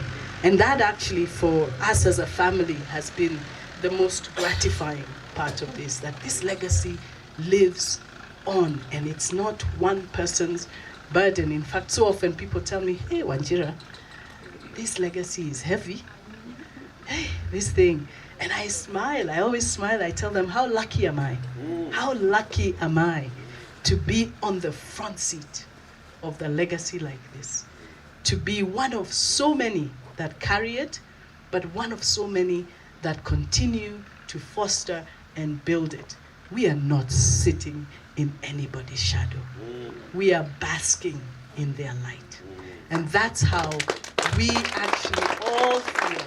Anyone I know who works and is part of the Wangari Maathai Foundation and comes to us. I'm actually looking at two friends. Mark is here, Yuval is there. Young men who came and said to us, you are not even doing right by Wangari Maathai. Her legacy is bigger than this. There's so many people out there who are with us and wishing and plugging in to make this legacy much bigger. We are all basking in that light. So I want to stop there, Cyprian, before I say much more. But the stories are many. We shall have a fireside chat.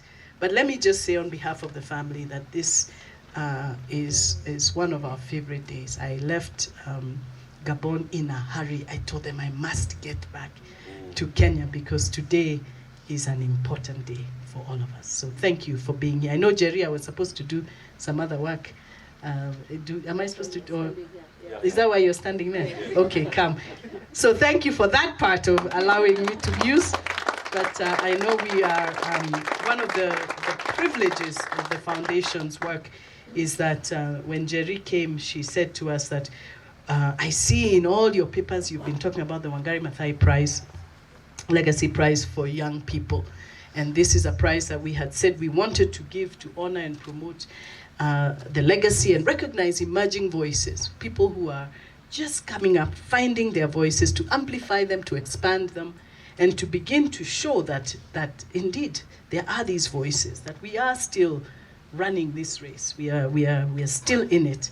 And this was in 2021, and I think we sent out a call for nominations. We got 26 who sent in their nomination. Actually, we got many more than that, but I think 26 that really were profound, almost difficult for us. And get this, they came from Kenya, Uganda, Tanzania, Nigeria, and Ghana.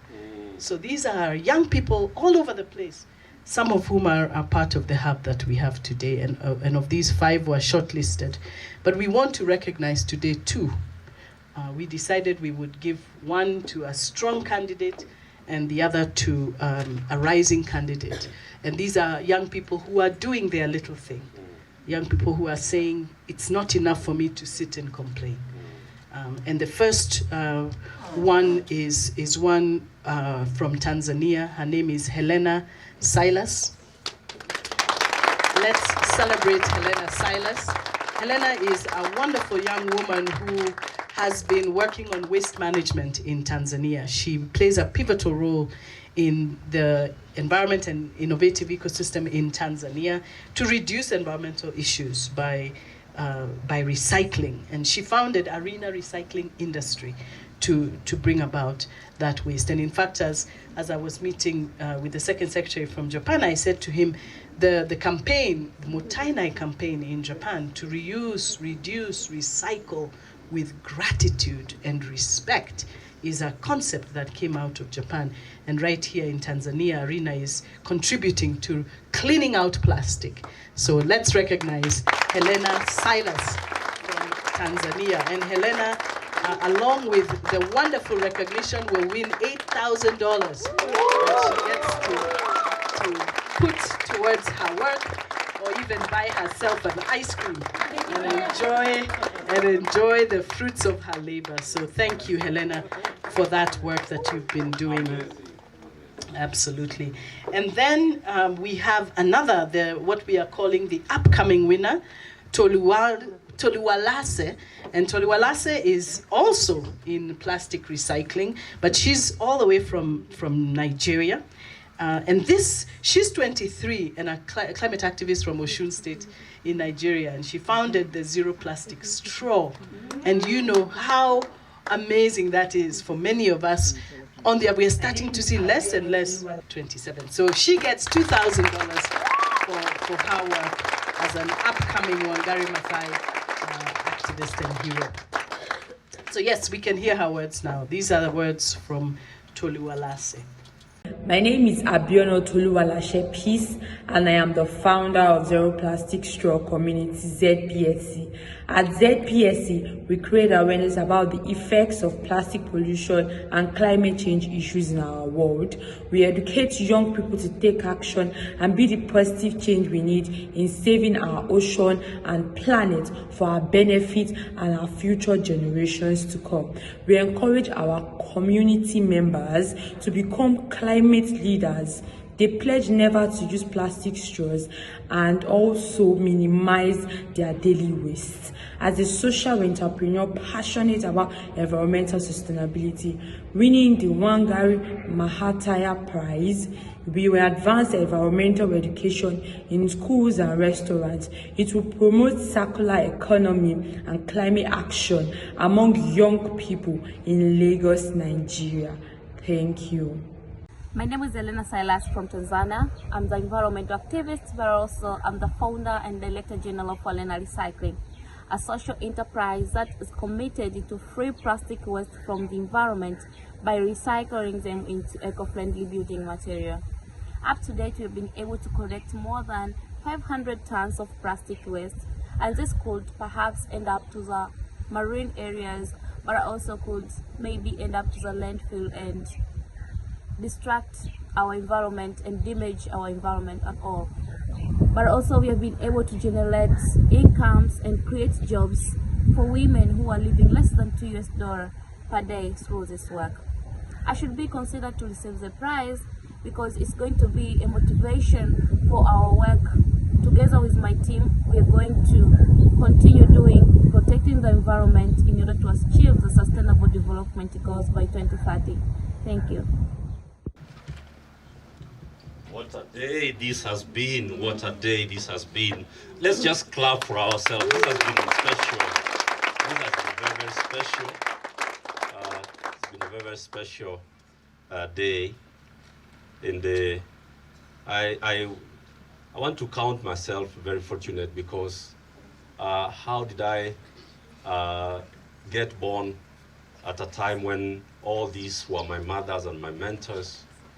And the person I'm now going to invite is one other of the leaders who has continued to stand in the governance and peace space. When Reverend Rosemary Mbogo was the chairperson of the National Council of Churches of Kenya, particularly in 2016, 2017, she actually led the country in brokering peace and ensuring that the institutions, especially the electoral institutions, were put back on track to help the country, avert chaos and electoral-related violence. And I'm very, very happy that I worked with her very closely at that time. And when I saw her on the program, I was like, Njeri, how did you put all this team together for a very, very special day? So join me now, very finally, before we go to plant the trees, to welcome a very, very special person, Reverend Canon Dr. Rosemary Mbogo,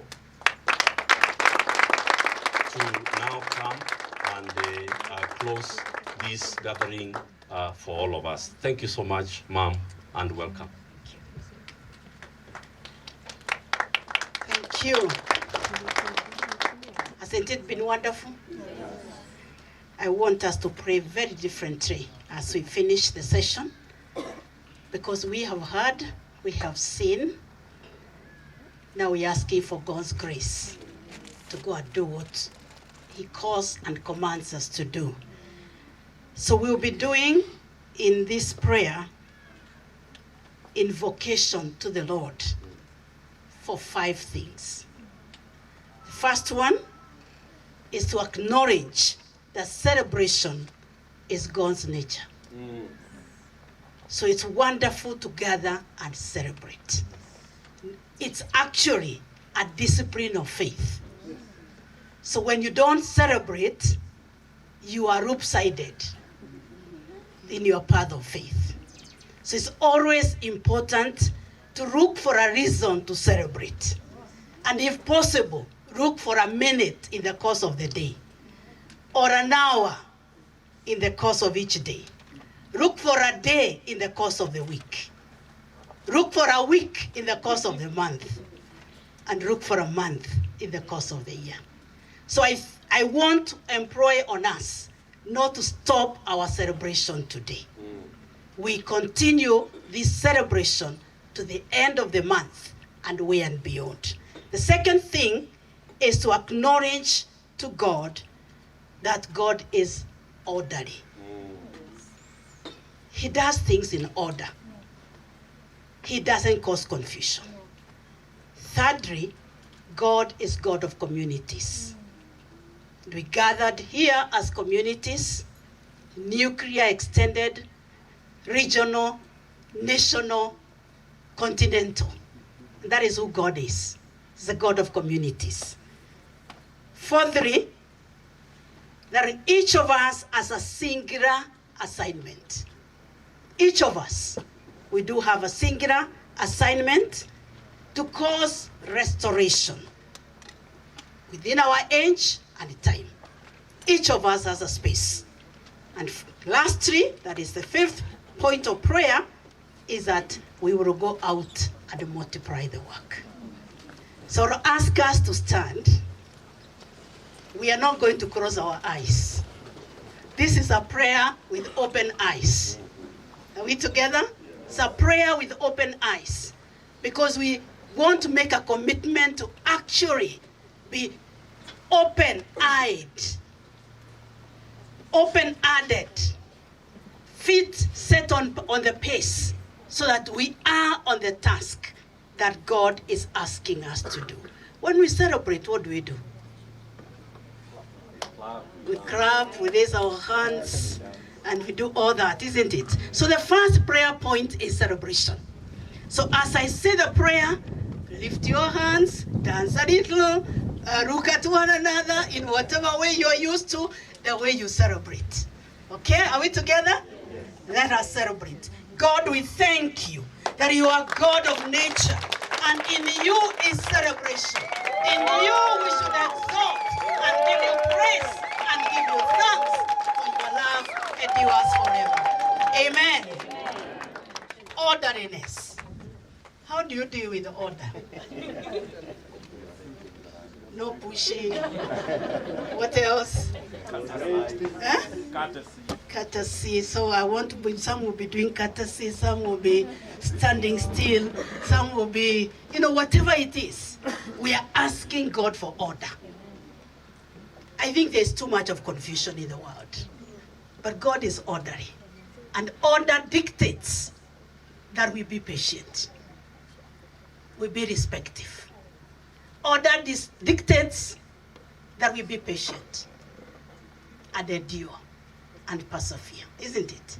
So when we plant a tree, we have to wait to be able to enjoy the shade and the fruit.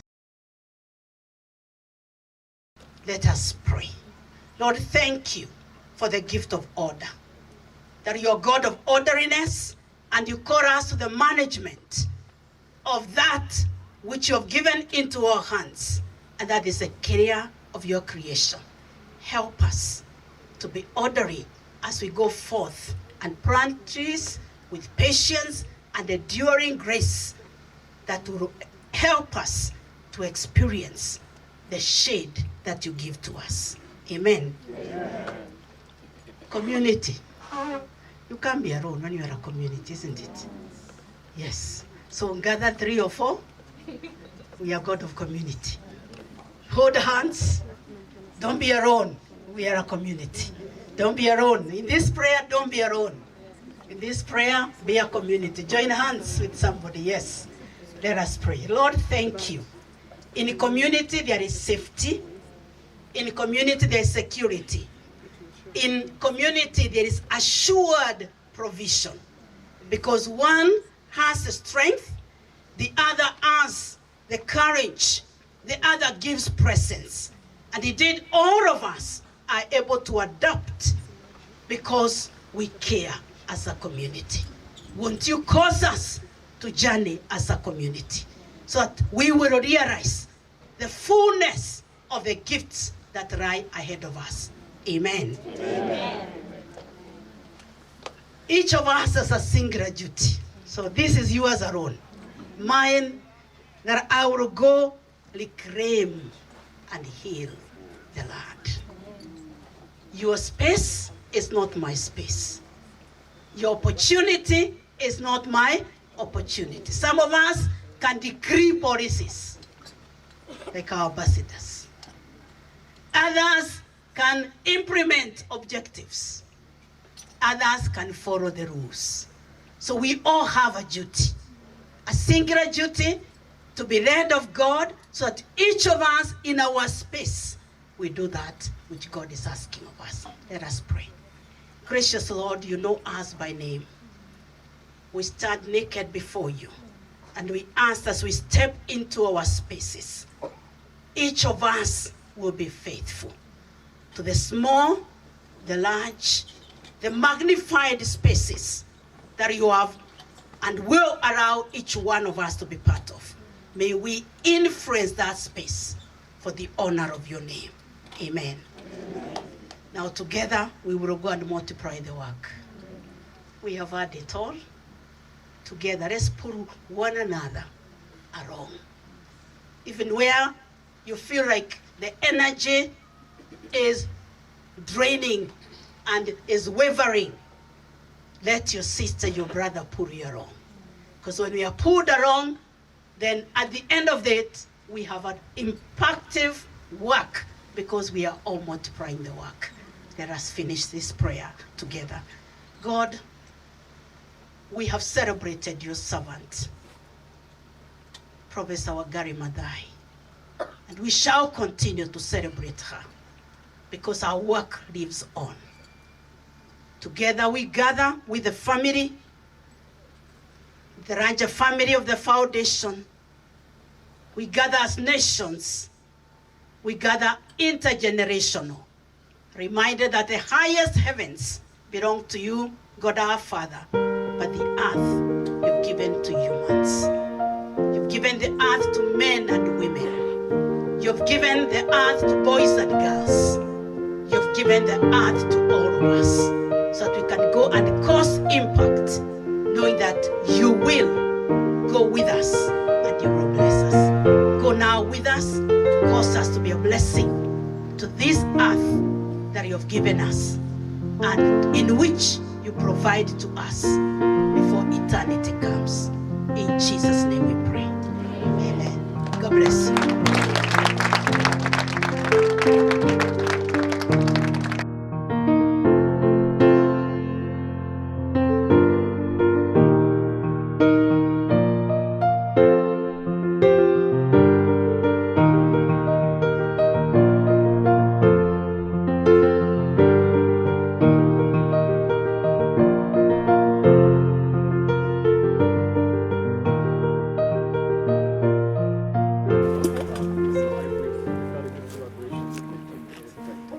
What kind of tree are you planting today? Vitex. Sorry? Vitex. Sorry. Vitex. Or Meru oak.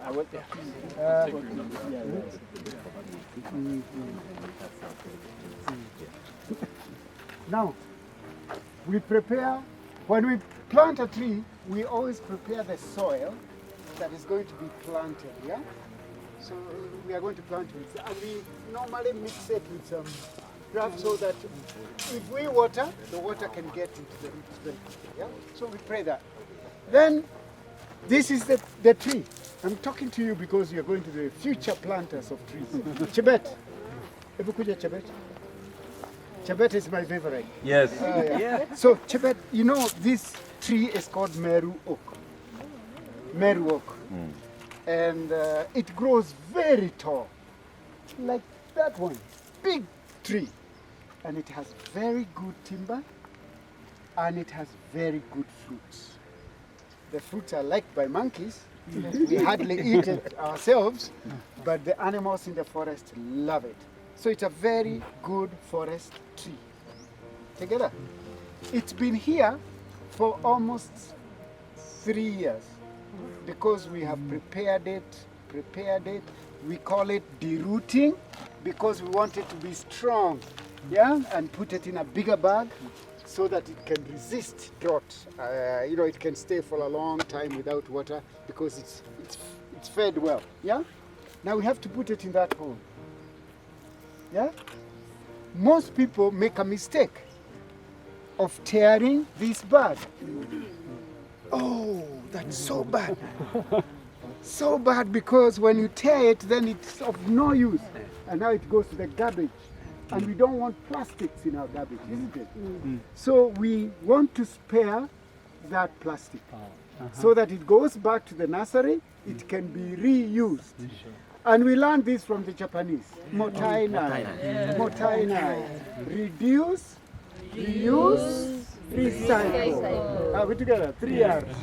So thank you very much. Thank you. Hey, Motainai. Now, this is a heavy tree. Hold it. All by yourself. Now, isn't it heavy? It's heavy. It's heavy. Now, who do you want to help you here? No? Okay. Teacher Veronica. Teacher Veronica, could you come here? Changa? Teacher Ngaroya. Now, keep your phone away. You can't plant trees with phones. Now, you will have to do something, both of you. We must massage this tree so that this plastic can come out easily. So please press it.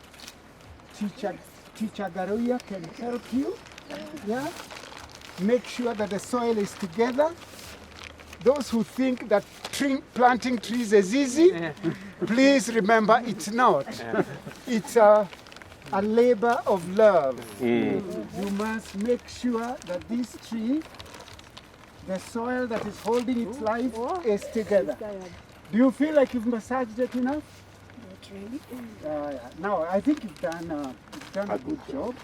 All right. Thank you very much. You can go, teacher. Thank you. Who do you want to plant this tree with? Look at all these foreigners here. And friends. And friends. Who? Do you want an ambassador? Oh. So can the two ambassadors come? Yes. Please, the two ambassadors. Friends.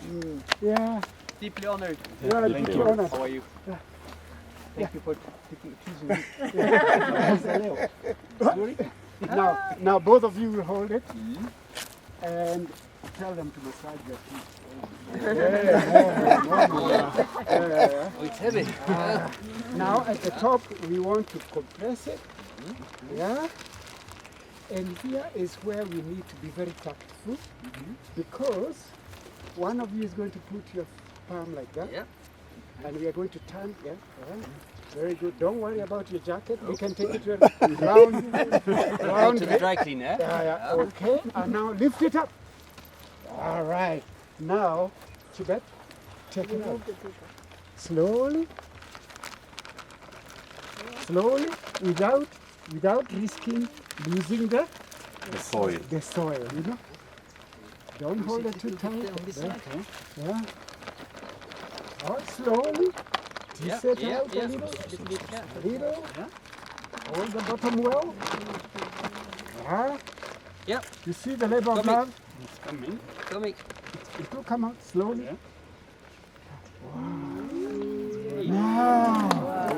Now you can take it to someone called the tree nursery. See these guys in green? Tell them go plant another tree. I will. Now this is right there, and we go up again. Yeah. Right. Now we go to the go there. Get ready. We are going to plant. Okay, now you're holding both of you. We are going down. Yeah. Wow. Very good. All right. Before you do it, just come this side. Tibet. Where is the double? The camera is here. Double. Oh. Yeah. Please. Oh, yes. So you go to the Tibet side. Yeah. Okay. Now this is in commemorating Prof. And once that picture is done, come there? yes, Wajera's work is coming. Yeah. Hers is But not. I want to say, look at the camera. He's here.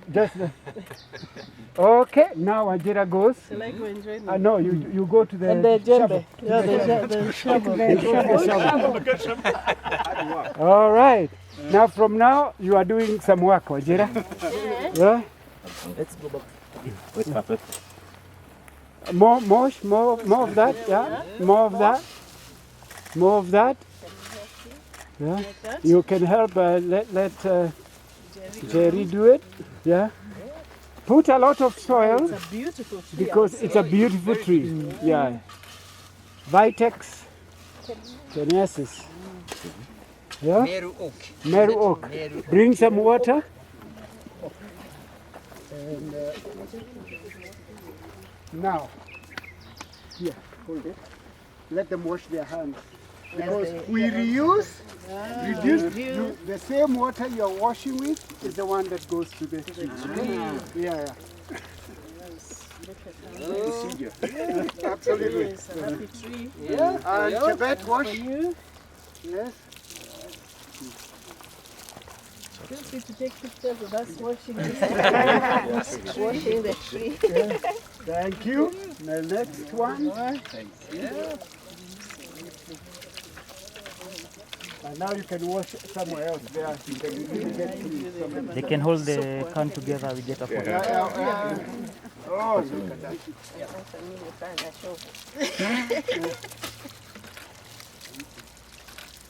All right. So what do we say to this tree? A blessing. Grow well. Grow tall. Yes. Give fruits. Bless us. Give timber. Thank you. And bless us with oxygen. Thank you very much. Very good. So teacher, can you join them for a picture? Yeah? And Miguel. And Miguel. Ambassadors, they can hold it Miguel, together. Just join the. And Miguel, go. Where's Miguel? Hey, my Miguel, friend Miguel. yes. Hey, my hero. Miguel, There you go. So. The lady can come to front. Now there. The shovel now can be left. although it matches. It matches with her The dress. president Shows the work. We've been doing work. Tusiwapigieni makofi jamani. Thank you so much. Thank you. We really appreciate, and we want to thank teacher and Tibet and my brother here. Please. Let's do one with the children. Come, all of you. Whoever is here. Yeah, whoever. Yeah. Where's teacher Come in Agnes? front, come in front. Yeah, there you go. Yeah, somebody else. Now I will be here. Thank you. 3, 2, 1.